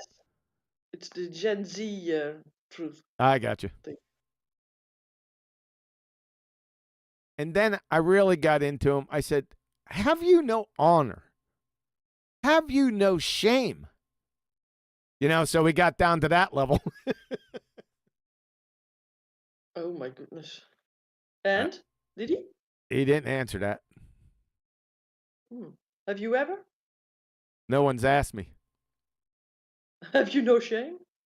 I do. When? When I'm shameful?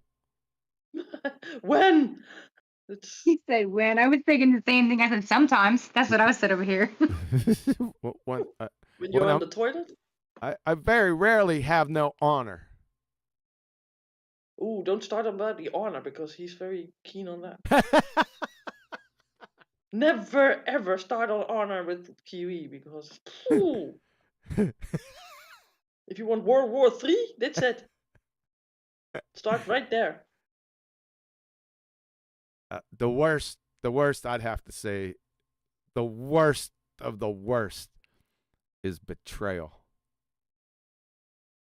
If the treasonous, treacherous traitor.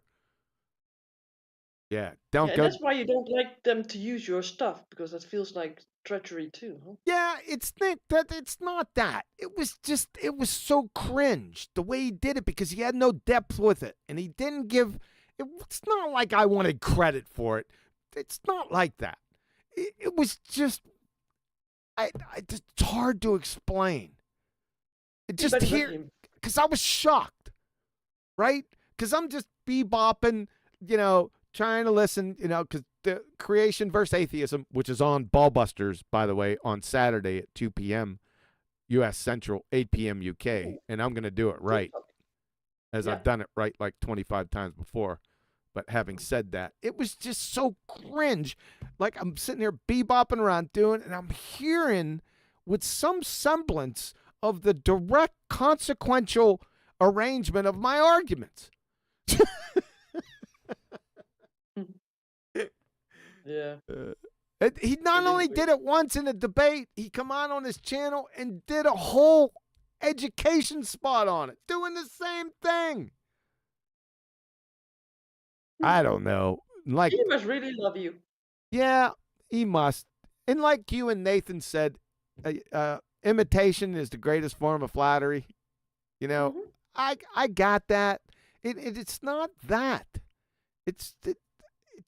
I don't know. It's just struck me. You feel violated. I sense that. It's a gut. It's a guttural reaction. You feel raped. I do not feel raped.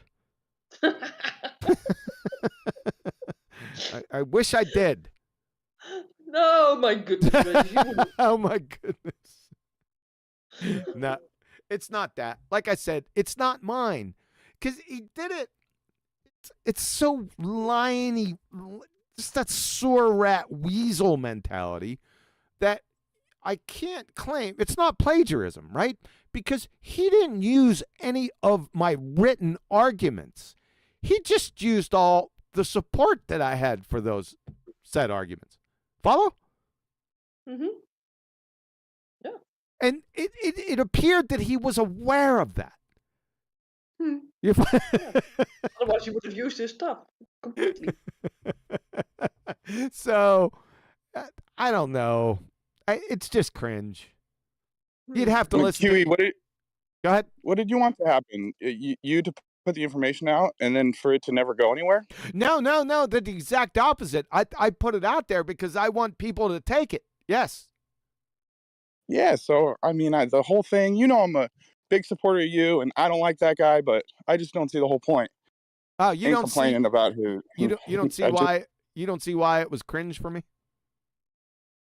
For you, maybe, but I don't know if it was cringe for everyone else. Like, Okay. I didn't feel the same way, and I don't want to. I just think there's better things to talk about, bro. That's all.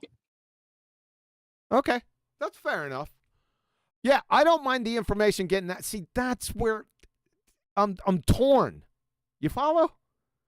That's the separation. It's the demarcation line, right? Because in one sense, yeah, I like that stuff being put out. Yeah, but I don't know. Though I guess the end doesn't justify the means. If you could follow that. For me, now for you guys, you can have you can be good with it. So let me ask you something. So you are in odds with him, but suppose that he would have on his channel or his website, well, great stuff that you sort of think, okay, that's something that I can use and use to my advantage, right? Further away from the mic, I would say. Yes. What the hell?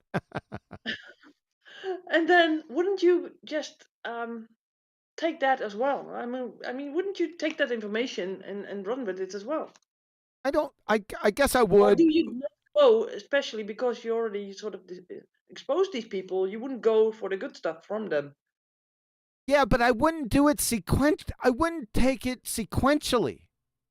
You know what I'm saying? And if I did do that, I would say, hey, listen, I gathered this information from yada yada yada, right?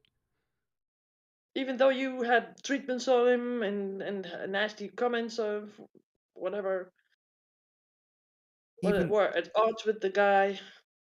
Even though I had treatments on him and Yeah, you were at odds with the guy, right? Yeah, So but if the tables were turned, basically, yeah, would you use something from him if he had something to offer? Yeah, but there's no way of getting out of it. Anyone that's been to my website or listened to that presentation, I don't know how many times that I've given it. They got to say, wait a second, where did I hear that before? You are diverting from the question. Okay, go ahead, ask me again. If he had great stuff that you wanted to use and the tables were turned, would you use the stuff from his channel? Doubtful. And if the logical order of things on his channel also would be great if you would mix it up, it would just go further from the truth. So you would also have to have it basically like he presents it. Would you use it? If I did, I'd give credit. Okay, so that's basically it. If I did, yes, but with him, no, because he could easily have given credit because that's where he got it from, right? Yes, and Even if he it's did, not just gross or whatever. There's a ton of examples where QE references or cites various other individuals and obviously credits them for their argument. That happens all the time. So you're just saying with this particular individual, then, QE's qualifying it with not with this particular individual because I don't think he's got anything worth using. She was just given a hypothetical, and I would say everything, like I said, with people that have listened to it, it's not a big deal. I mean, he's putting out the information, and that's fine. It was just cringe for me, that's all. I don't hold it against him. I'm not going to do a treatment on him for it, right? Because I do like that information getting out. It was just, like I said, it was just cringe for me.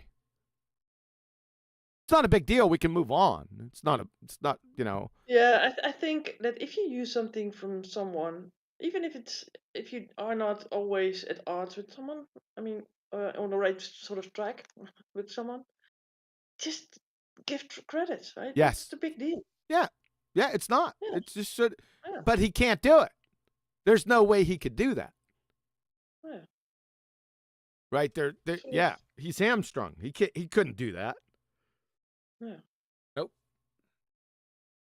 But I've seen people take stuff, and it's literally something that you said. The Black Swan argument, for example, I've seen that with other guys or people that tried that same thing and not doing as great of a job with it, but never give you any credit. Yeah, but that's okay because that's a different story. Because with the Black Swan, everyone knows it came from me, right? Yeah, later on, no. maybe in the beginning, but Right. not later on. So I would say always give credit to the guy that you sort of got the information from. I don't see why that's a big problem. Yeah, I treat the black swan or that argument just differently than the creator versus atheism. I just treat it differently. Yeah, what's your first baby? Probably. Well, like I said, everyone should know. They don't have to credit that. Okay, what about the argument, the QE black swan? No, all you have to do is black swan and that immediate implication with me. For most. Now, maybe there's a few stragglers that don't know, but for the most part, if you research the black swan, it comes down to me. That's not a problem. I don't have an issue with it. Most butcher it. Maybe I don't want him to give credit. You know what I'm saying? Yeah. That could be something. Yeah. The black swan. The black swan is the background to my desktop. Is it? Yeah. Well. Yeah. Yeah, I need some coffee. Yeah, go get some coffee. They still don't, to pivot from that, the ballers still don't understand the black swan, or they're purposely not understanding it, which is ludicrous to me. But I guess they have to, because once you realize the fog the mirror proof it has right on the surface, it's game over. So, yeah, but you don't realize trains are refracted. Yeah, that's the exact. See, yeah, there you go. Yeah, exactly.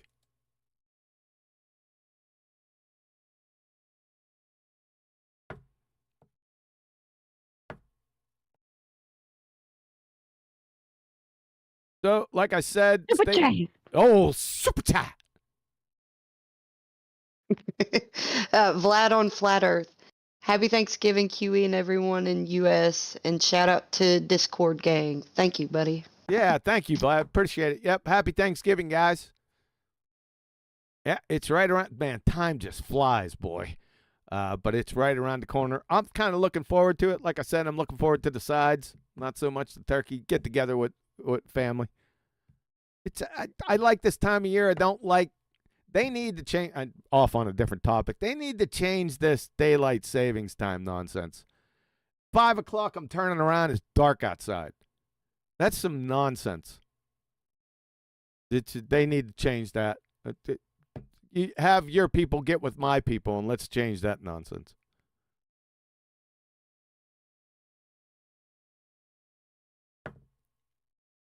Agreed. I actually read somewhere. I thought that this year a lot of states were stopping it.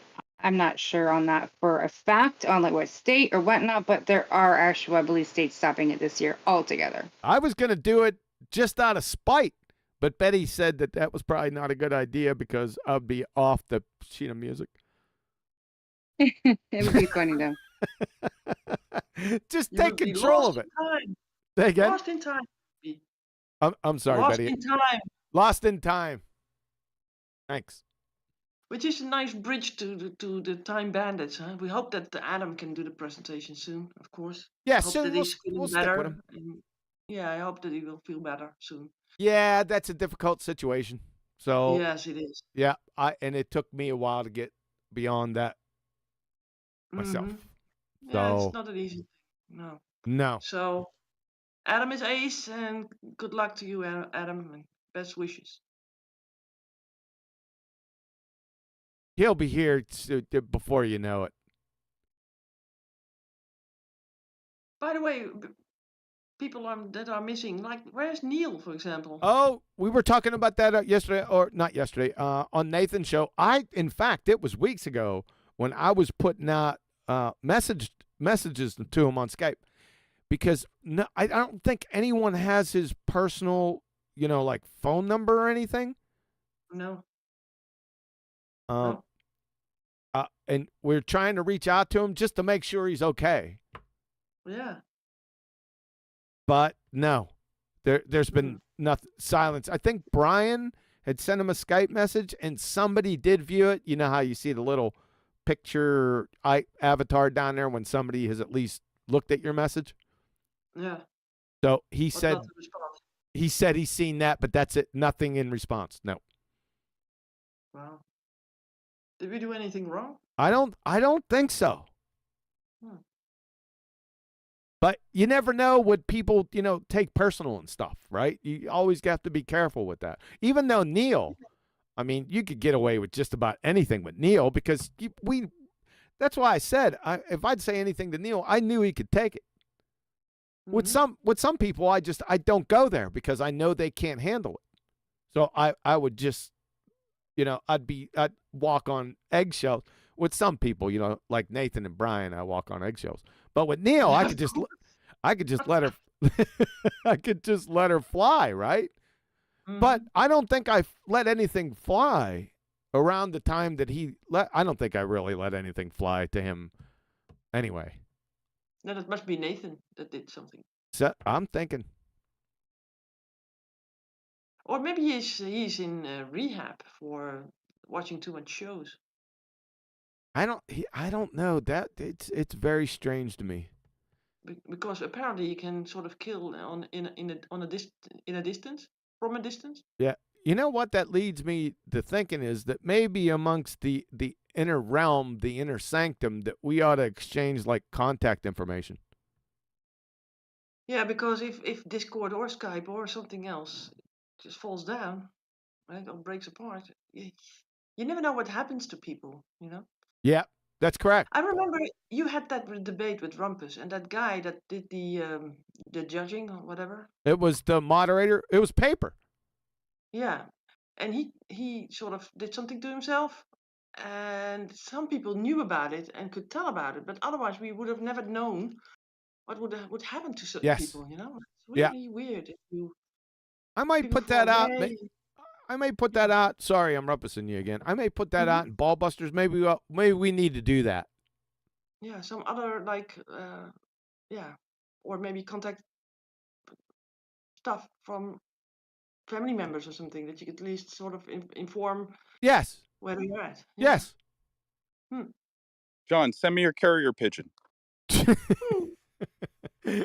Hey, Betty, give me about 90 seconds, okay?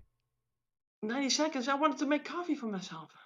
Just chill out, make coffee, sacrifice for the greater good. I'll be back in like 90 seconds. 90 seconds. Why? Is he going to get pen and paper and write down our information now? Weird.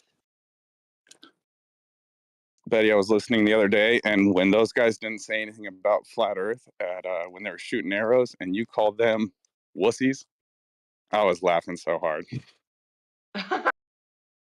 Yeah.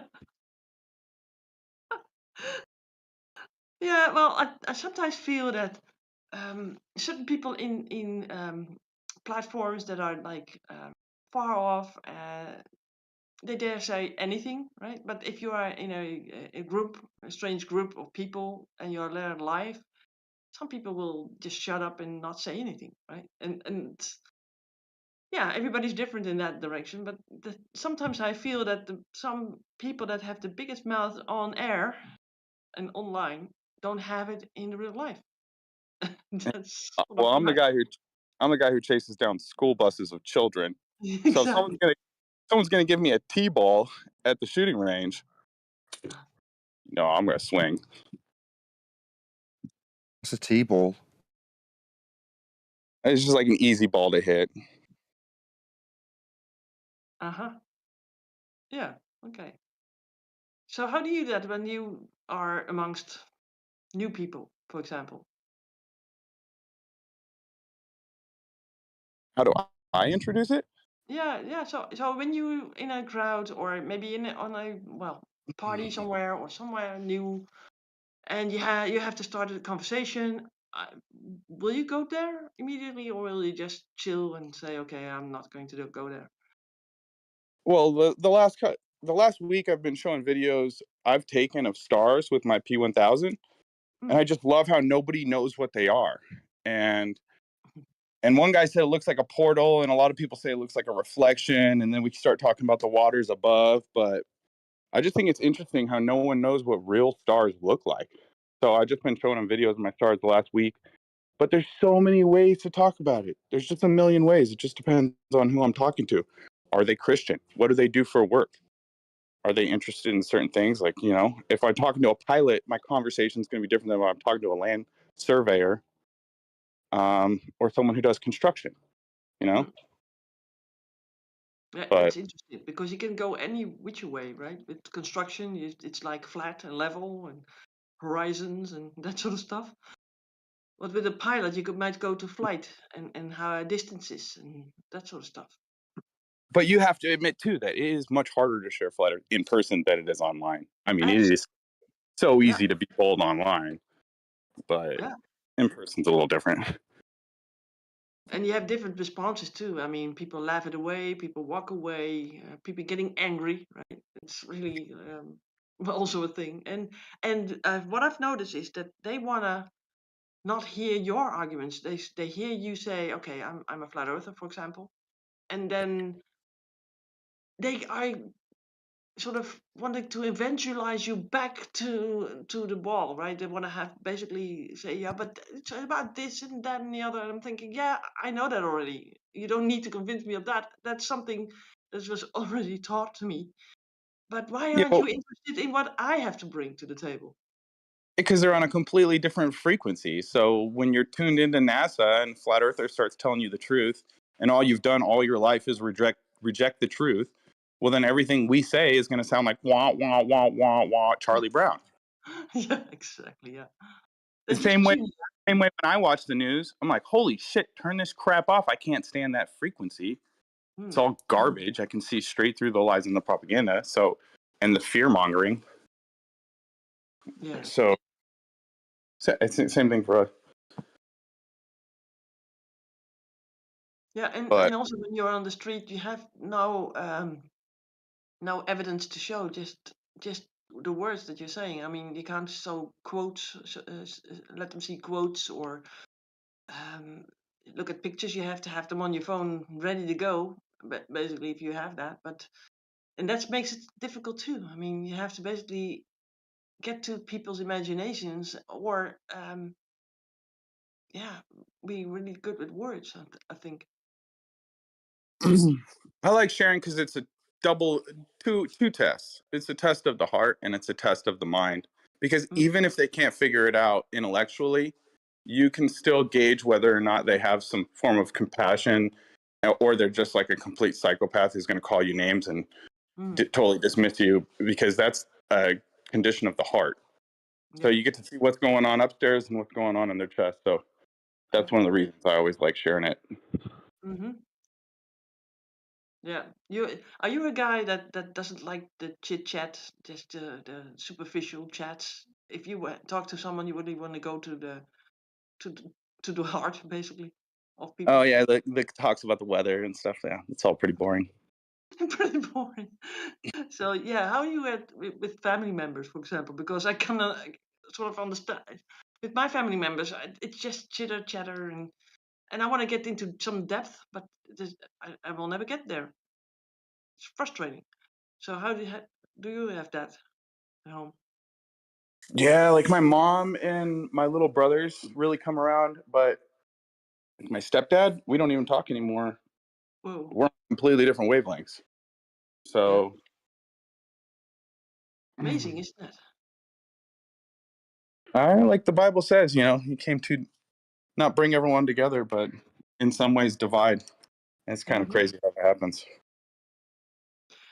Yeah, That's quick. If you guys don't mind, I just want to, because it's been a minute, I just want to say a huge thank you to QE for having me here and allowing me to speak and give me a platform to talk to you, hon. I hope you guys are having a wonderful Thanksgiving this year, and just be safe. But I just want to say thank you, and thank you for having me, hon. But QE, it's awesome seeing you again and hearing you. And everybody. Right Thanks back for at being you. here. Right back at you, Stacy. You're welcome. Good to have you back. Thank you, sweetheart. See you soon. Okay. You're back. The 90 minutes are 90 minutes. 90 seconds are over. Felt like 90 minutes. No, it didn't. 90 minutes. You want to go get coffee? Yes, I want to have coffee. Yeah. Go ahead, go get some coffee. All right. Later. Later? Yeah, a little later. No, yeah, just a few seconds later. No, I don't have coffee in seconds. It takes time. Mm. I have it real like cooked milk and stuff. That's the way I like my coffee. I like the latte. You have to. Hold cook on, milk. Betty. Hold up, Betty. That was clearly longer than 90 seconds. So now that we've established that Kiwi's a liar, therefore the Earth is globe. Hey, in the chat, Dean Douglas said Kiwi's a peach. Is that what he said? That little stinker.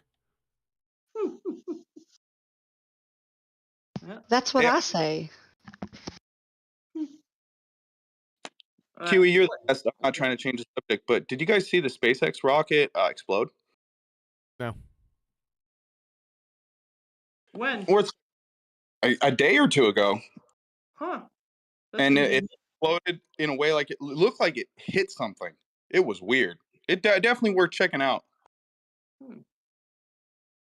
I thought it was interesting. The engine had 33. Go ahead. What was it supposed to do? Well, I mean, it was supposed to probably splash in the ocean, but it blew up before it could do that. No, I mean, what was the mission for that thing? Was there new satellites being in the sky, or what? I don't know. I don't pay that close. I don't know. I don't pay that close of attention to it. I thought it was interesting. It had 33 rockets on it, and we all know like 33 is the highest level of Freemason. But why 33? But I'm driving my mom's Tesla too, and the sensor comes on as soon as you're 33 inches from a wall. And I'm just like, dude, Elon just loves this number, dude. It's everywhere. That is strange, man. Yeah. Yeah, he's a big loser. I met Brian's logic, Nathan. Have I met who? Brian's logic. He also No. talks slowly right about numbers. No, I don't think I've met Brian.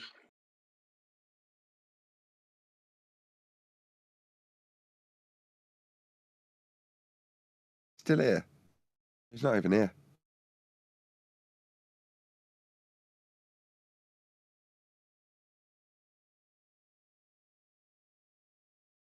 I could put on an Irish accent and talk about gematria, but I won't.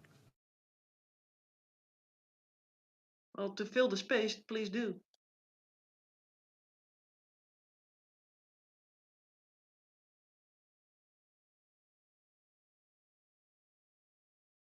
I don't think it's just you seeing these numbers. You give them the significance. 33 inches from a wall on a reversing sensor? I mean, come on. Well, if you 33,000 emails deleted from Hillary Clinton's email, 33 is the highest number of Freemasonry. The UN flat Earth map is divided into 33 sections. 33 is also, if you want to get into gematria, because that's all just numerology, but in gematria it's CC. So you've got CC on the injections, CC on the emails, CC on the motorcycles, closed captioning on every TV and every YouTube screen. I mean, it's everywhere. If you want to say it's just me, yeah.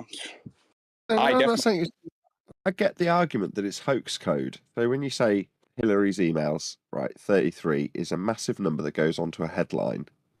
It just lets people know it's a hoax. It's hoax code. The 33 inches on your reversing sensor or closed captions being CC, therefore 33.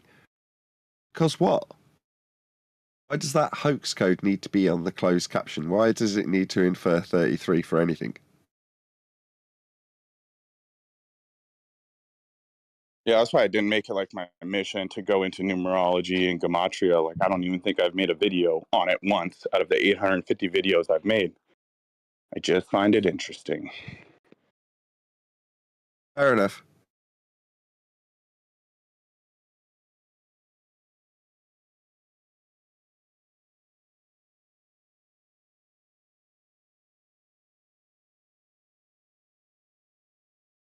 Should I be hypercritical now, or should I just keep my mouth shut? That's the question I should ask myself, isn't it? No, it's good. The good questions are what everyone needs to be asking.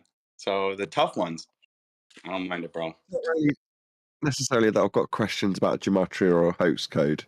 It's more that I see it as part of the feast of nonsense. So I don't know if you're into this particular subject, but I'm going to take it away from what you've just put out there, or if Brian was here, he'd elaborate on more, and take it to something that's not that, just as an example, right? So if we talk about Mandela effect, are you familiar with, I assume? It's not just psyop, in my opinion, the dumbest thing to talk about. But yeah, I'm familiar with the Mandela effect. Okay, well, so in your mind, it's the dumbest thing you could talk about. Excellent. I'm glad I picked that one then. So if you were to hear somebody talking about, I don't know, elevation angle measurements, and then follow it up by talking about Mandela effect, would it not leave a little bit of a bitter taste in your mouth? Yeah, for me personally, some people get super.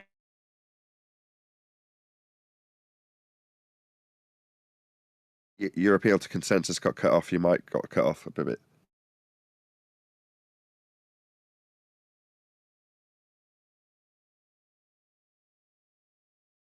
It's just our shtick at the moment, Nathan. If you're still there and can hear me, there's a lot of subject fluff that goes around flat Earth, and I'm not necessarily decrying gematria, right? Fine for everyone who covers that subject. Same goes for Mandela effect. Fine. When you're a, let's be blunt, conspiratard and covering that sort of subject, when you talk about measurements of Earth, people are gonna pay you less credence in what you say because they're hesitant about the last thing you said or the thing that you said after. Doesn't matter if it's Mandela effect or clone centers or I don't know. I could list off 100 of them, but it was the thing that immediately got my heckles up when I got here, whatever it is, 8 or 9 years ago now. Immediately, it was Mandela effect and clone centers and lizards. What were they? Reptilians? Those were the three when I got here. And I was like, what? What are all these nutters doing here? I'm suddenly surrounded by bonkers weirdos talking about clone centers and Mandela effect and lizard people and showing glitchy images on. Listen to this, Morgile. I know you were one of them. I know. Anyway, looking at pictures of artifacts on satellite broadcasts, seeing people's faces glitch and saying, look, it's them slipping, it's the mask slipping, you can see the reptile behind, and also Earth's flat. Like, yeah, this seems to have been packaged in such a way that the people who come across it are already on a path of nonsense. So when they get to flat Earth and start talking about that, people will just, as they naturally do, look at the other subjects that they're covering and go, this person's a weirdo. Not, all right, Earth's measured flat. But, nah, I don't like most of what they're talking about. And flat Earth equally leaves a bad taste in most people's mouth. So it fits right in with all the rest of it. In my opinion, it's been packaged that way. We call that the feast of nonsense. That packaging. Superchat. Superchat. Yeah, Roger Ledwell. One last thing to just to tickle your funny bone. 500 mics and flying backwards real fast. Sorry.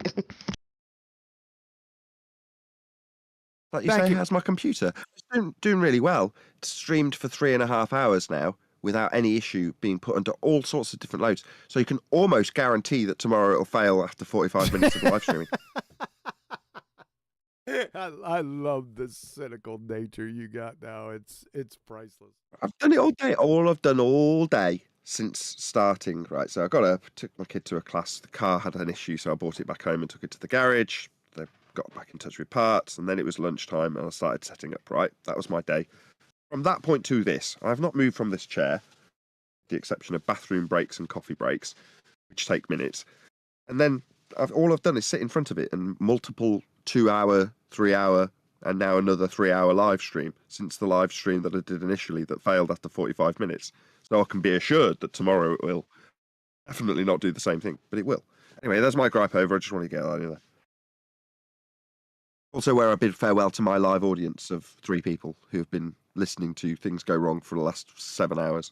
So I'm going to bid them farewell at this point.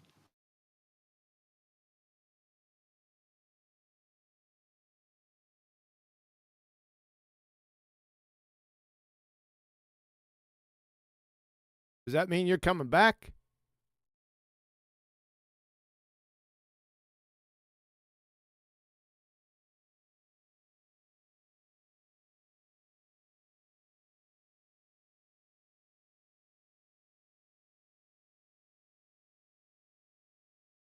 Hello out there. I guess if he's already left, that he's not going to answer that. Betty, you making an espresso? You better be back.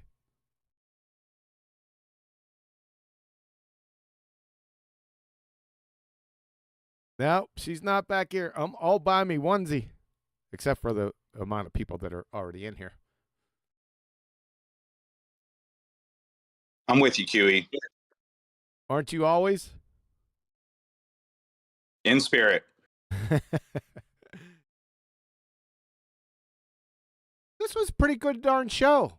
I wasn't expecting it to go like this in this direction, but I'm always pleasantly surprised, for the most part, on where the open panels go. I want to give people a chance to get their thoughts out. And Stacy definitely did that. It was good to hear her voice again. I think we need to hear a lot more female voices out here. What do you guys think about that? I've got a story to tell. That's not a female voice. I agree. It would be very nice to have more females out here. Yep. Speaking of more females, I got Pastor Greg Locke to comment on my Facebook status yesterday. The one who's doing the debate with Dean Odell. Yep. What did he say?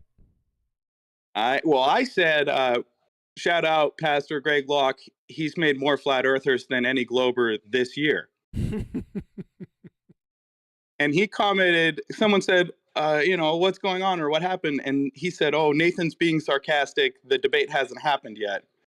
And I commented about how I'm not being sarcastic. Even though the debate hasn't happened, he's already made more flat earthers than any Glober this year. I thought that was funny. Yeah, make sure. Hey, Nathan, do me a favor. Say again? Say again, Betty? I think there's a super chat. Blatzy. Yeah, sorry. I wanted to make sure the booger wasn't going to be screaming in the mic. But super chat. Super chat. Sasha, but I don't know what. Okay, my name is Flatsy, and I'm reading this. I don't know. Oh, okay. ICO, like, I don't know what that is. And yeah, I don't know. Is that an acronym for something? IAKO? Sasha, tell us. You're in here. You don't have to give another super chat. Super chat, Sasha. Just put it in chat. What is IAKO? What does that mean? That was a mistake, but okay. What were you gonna say? I didn't know he was in there. I only wanted to say I'm reading, but I don't know how. I think because my translator is working like a Croatian translator, and then putting the out. I didn't look, and I put the enter, and then he changed the. Yeah, that was pretty good. I knew. I see where you were going with this. My name is Flatsy, and I am reading this. Yeah. But yeah. Yeah. Cool. Thanks. So what else do we got to go over for today? Or do you guys want to call it? Well, did we actually cover the deal with Rufy and his response to Tinfoil Hat Man? I find that quite amusing. No, I didn't. If you want to It's- talk about that, then that's fine. I didn't see it. Right, it's not my story to tell. I mean, I'm just gleaming what I got from the Master B chat when I was scrolling through it this morning, in setting up for the show. And from what I could glean from it, you got pointing out that you need a flat plane to argue about the elevation in the first instance. What is elevation, right? Talking about measurement in the vertical with respect to the horizontal, aren't you? Yes. Right. Well, like we said at the beginning of the show, you can't think of any examples that don't require a flat plane in the first instance. Well, these are 2015/16-esque Isle of Man, if you will, arguments where you argue about how high Anthony Riley is up the cliff off a flat plane. I just like how advanced the arguments become in that regard. I thought we'd give it more discussion, but obviously not. Now, if I seen it, it was only periodically. I've been so darn busy today. I haven't had time to really let anything soak in, so sorry about that. Fair enough.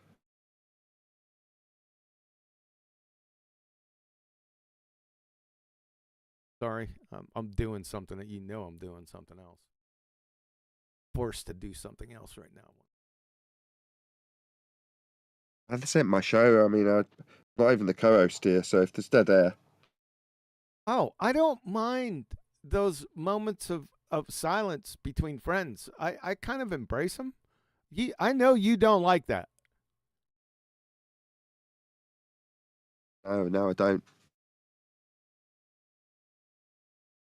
But I've come to enjoy them. In fact, I try to let it go for as long as possible before it becomes really uncomfortable. I tend to find that works really well, yeah. Is the audience interested in that? Yeah, but most of the audience, they're out in the chat. They're chatting about different topics and stuff. That's been my experience. They're not on, even when you're singly focused on, let's say, elevation angles, because I was going to do that argument today because I did every flat earth proof besides that one. And I was going to do that today, but I figured I'd let her budge when Stacy come in and said, that's okay. I'll get to it next Tuesday or the next Tuesday after that, after Adam's presentation. Time Bandits. Where was I going with that? Oh boy, it's my birthday coming up. And I'll tell you what. I've been having some of the, I guess people are just telling me I'm old, and I'm taking that on board, and I'm getting some of the comorbidities with it, like forgetfulness. The self-fulfilling prophecy. I'm going to stop doing that. How about that? Super chat. That'll help. Super chat. Sasha, he said, when is silence? You can drop some money. I had to try to do the accent a little bit. It's hard to do Sasha's accent. Yeah, that'd be impossible. Does that make water curve? Yeah, I know where you're getting that from. Yeah. He's from the homeland. Did you know that? I know it. Yeah.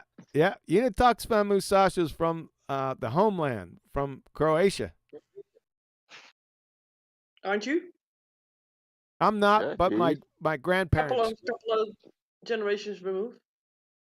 Yeah, my grandparents came from Croatia. Yep. Remember we were looking on the map, and there is even in Croatia, in the little town, there is a street with my name on it.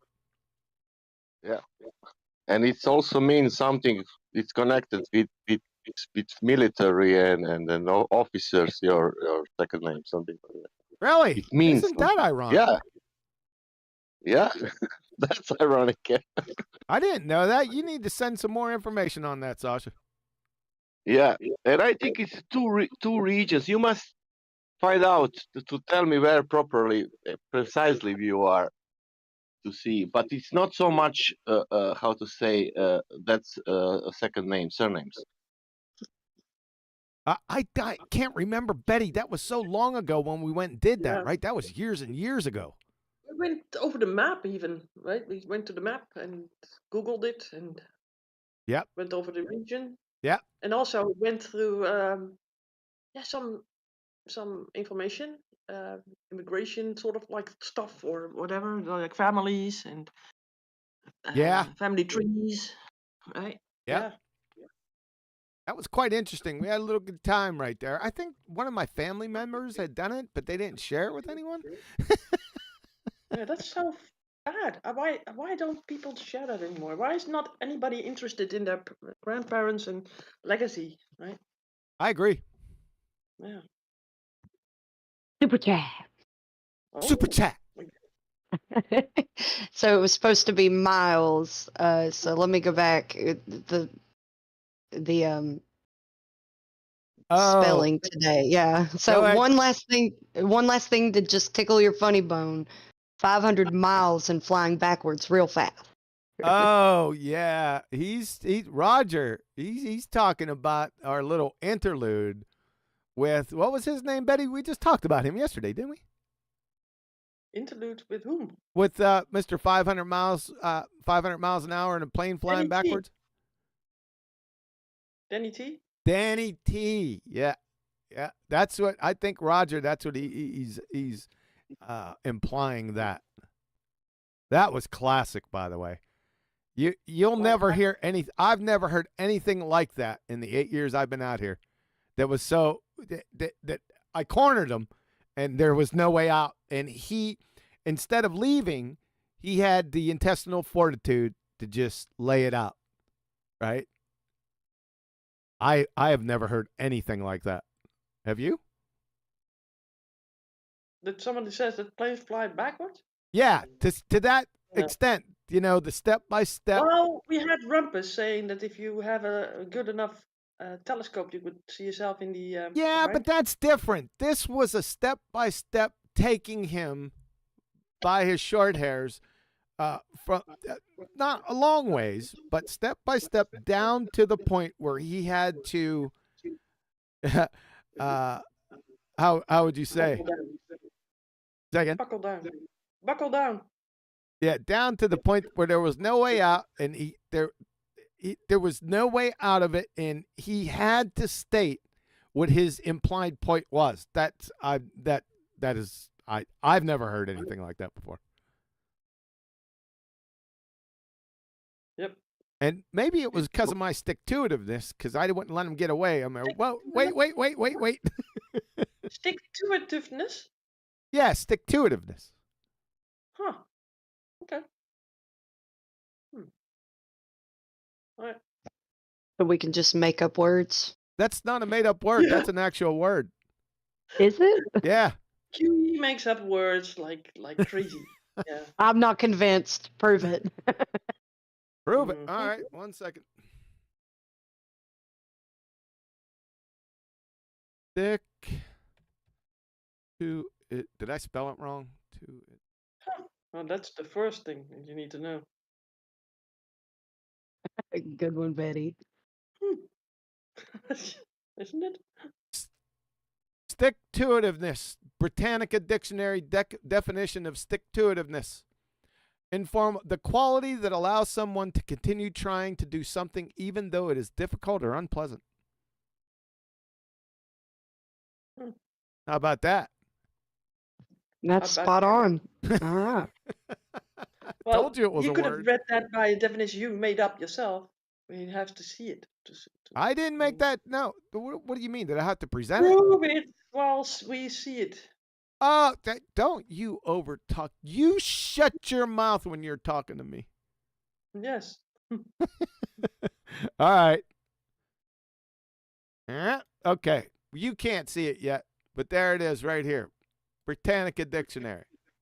Stick-to-itiveness. So basically it's a British word, not an American word, huh? It says U.S. informal. So I don't know. Pretty formal. It's just you that uses it. I don't know where'd you get British? Britannica. Oh my British. God. Let's go to Merriam-Webster. Stick-to-itiveness. The meaning of stick-to-itiveness is dogged perseverance, tenacity. How to use stick-to-itiveness in a sentence. How about that? Does it need to have that accent too? No, I had to inflate it a little bit. Inflate. Yeah, I like this. Explode. I like this one. Dogged perseverance. I will endeavor to persevere. Okay, there you go. Itiveness? Stick-to-itiveness, Betty. For God's sake. Itiveness. But it's 3 words. I thought it was 1. Oh, brother. Yes, yeah, like intuitiveness.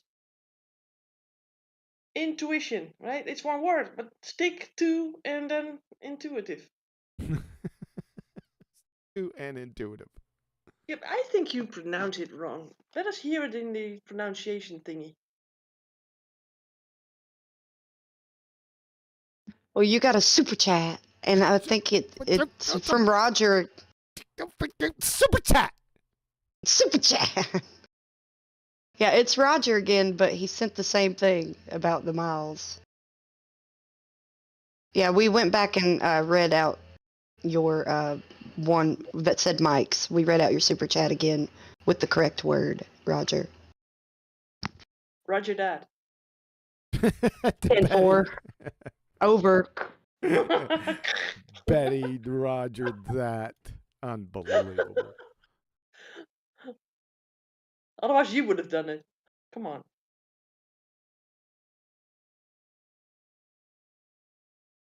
So where's the vocal, like, intuitiveness or stick-to-itiveness? Say that one more time. Where is the vocalization of it, of that word? Stick-to-itiveness. Yes. You want to hear it? Yeah. That's another question. I already got rid of it. I know. Now I got to type it in. Oh, no, I don't. It's right there. Stick-to-itiveness pronunciation. Let's see if they even have it. Oh, yeah. 19 sec. Okay, hold on. Do I need to close that out? Oh, you need to do that in the live thingy, because otherwise we can't hear it, I think. Oh, brother. Yeah, All yeah, right. yeah. Hold on.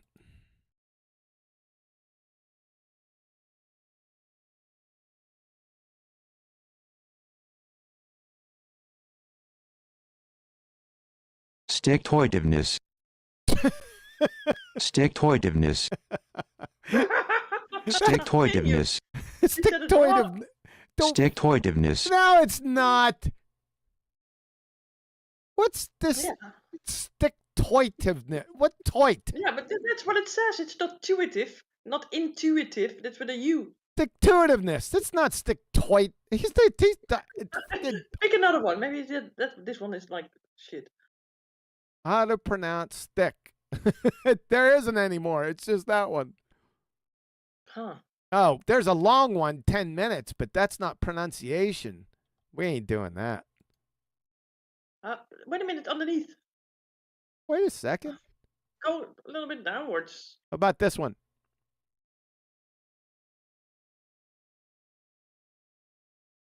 Stick-to-itiveness. Persistence, determination. S-T-I-C. Oh, shut Yeah, up. what the hell? Stick-to-itiveness. She's saying it the way that guy said it. That's not correct. Or you might not have it correct. Is this another one, or is it the same one? Let's try it. Stick-to-itive. Oh, God. We're out of that. Heck with that. Shut up.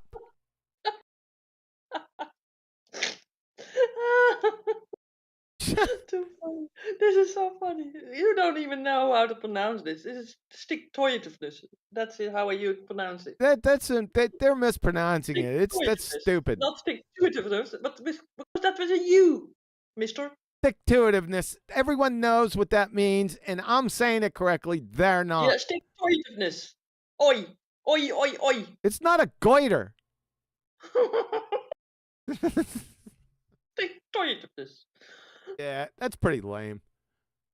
Yeah, by you, because you don't even know how to pronounce stuff. By you. Yeah, you're All the right. lame one. All right, so where are we at here? At the end of your credibility. At the end of your credibility? Is that what you said? Yes. Honey! Oh my god. Yeah. So, yeah, let's end it up. I'm not going to put you on mute just yet. It was a pretty good show, like I was saying. I'm just busy doing like 5 or 6 other things. Like what? Breathing? Yeah, that takes up a lot of the autonomic nervous system. What do we got? We got globe dumpsters. We don't have globe dumpsters, I'll tell you that. We do have the presentation on creator versus atheism. I haven't. It's been a while since I've done that presentation, eh? Mm-hmm. Are you going to change it up?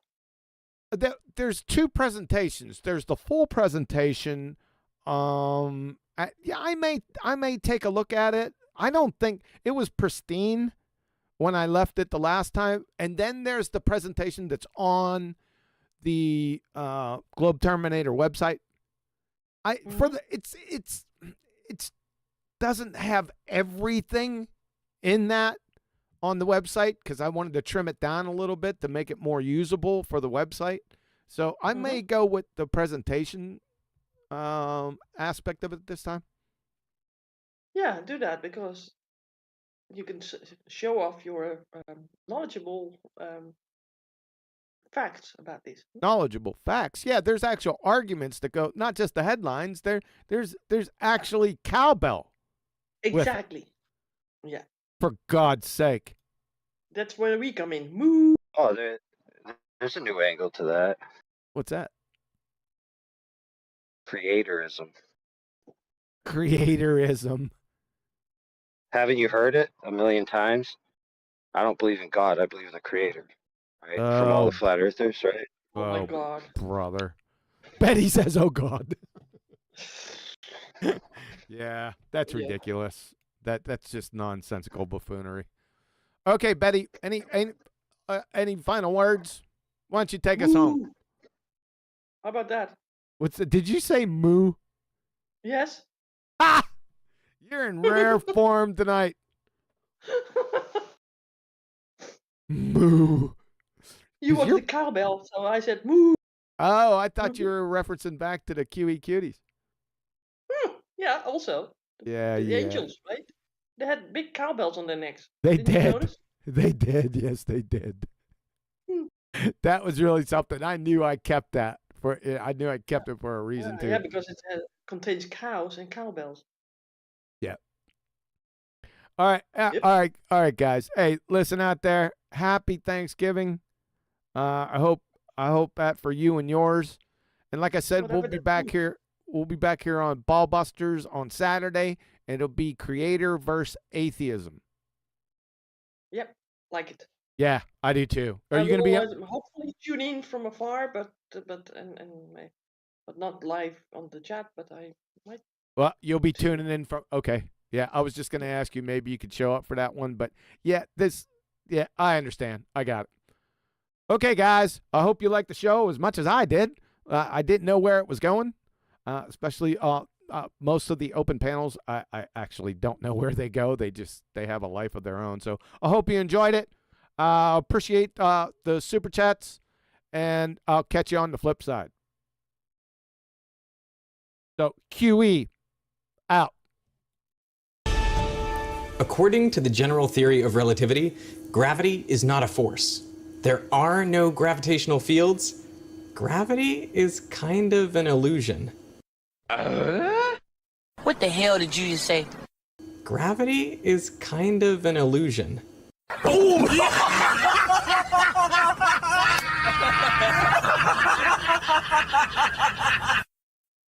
In general relativity, there is no mystery. All objects appear to fall the same way because, well, they're not accelerating. Oh, son of a... That's gonna leave a mark. Let's put another shrimp on the barbie. Gravity is just like that force. It doesn't actually exist. Say what? But in general relativity, there is no gravitational force.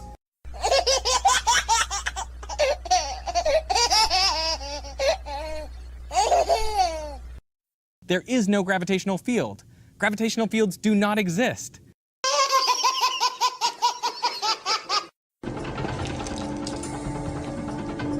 Prepare yourself. Ball-tards. In standard Newtonian physics, we draw your weight force, the force of gravity pushing you down, and the normal force from the floor pushing you up. We say these forces are equal and opposite, so there's no net force on you, so you are not accelerating. But in general relativity, gravity is not a force. You have no weight, so the only force on you are these normal forces pushing you up. Gravity is not a force. There are no gravitational fields. You have no weight. Well, they're not accelerating.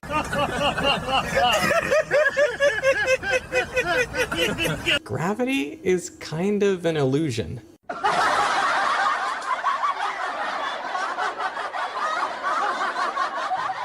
Gravity is just like that force. It doesn't actually exist.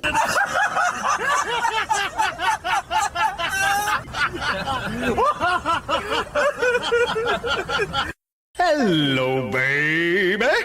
Well, everybody's heard about the bird. Bird, bird, bird. The bird's a winner.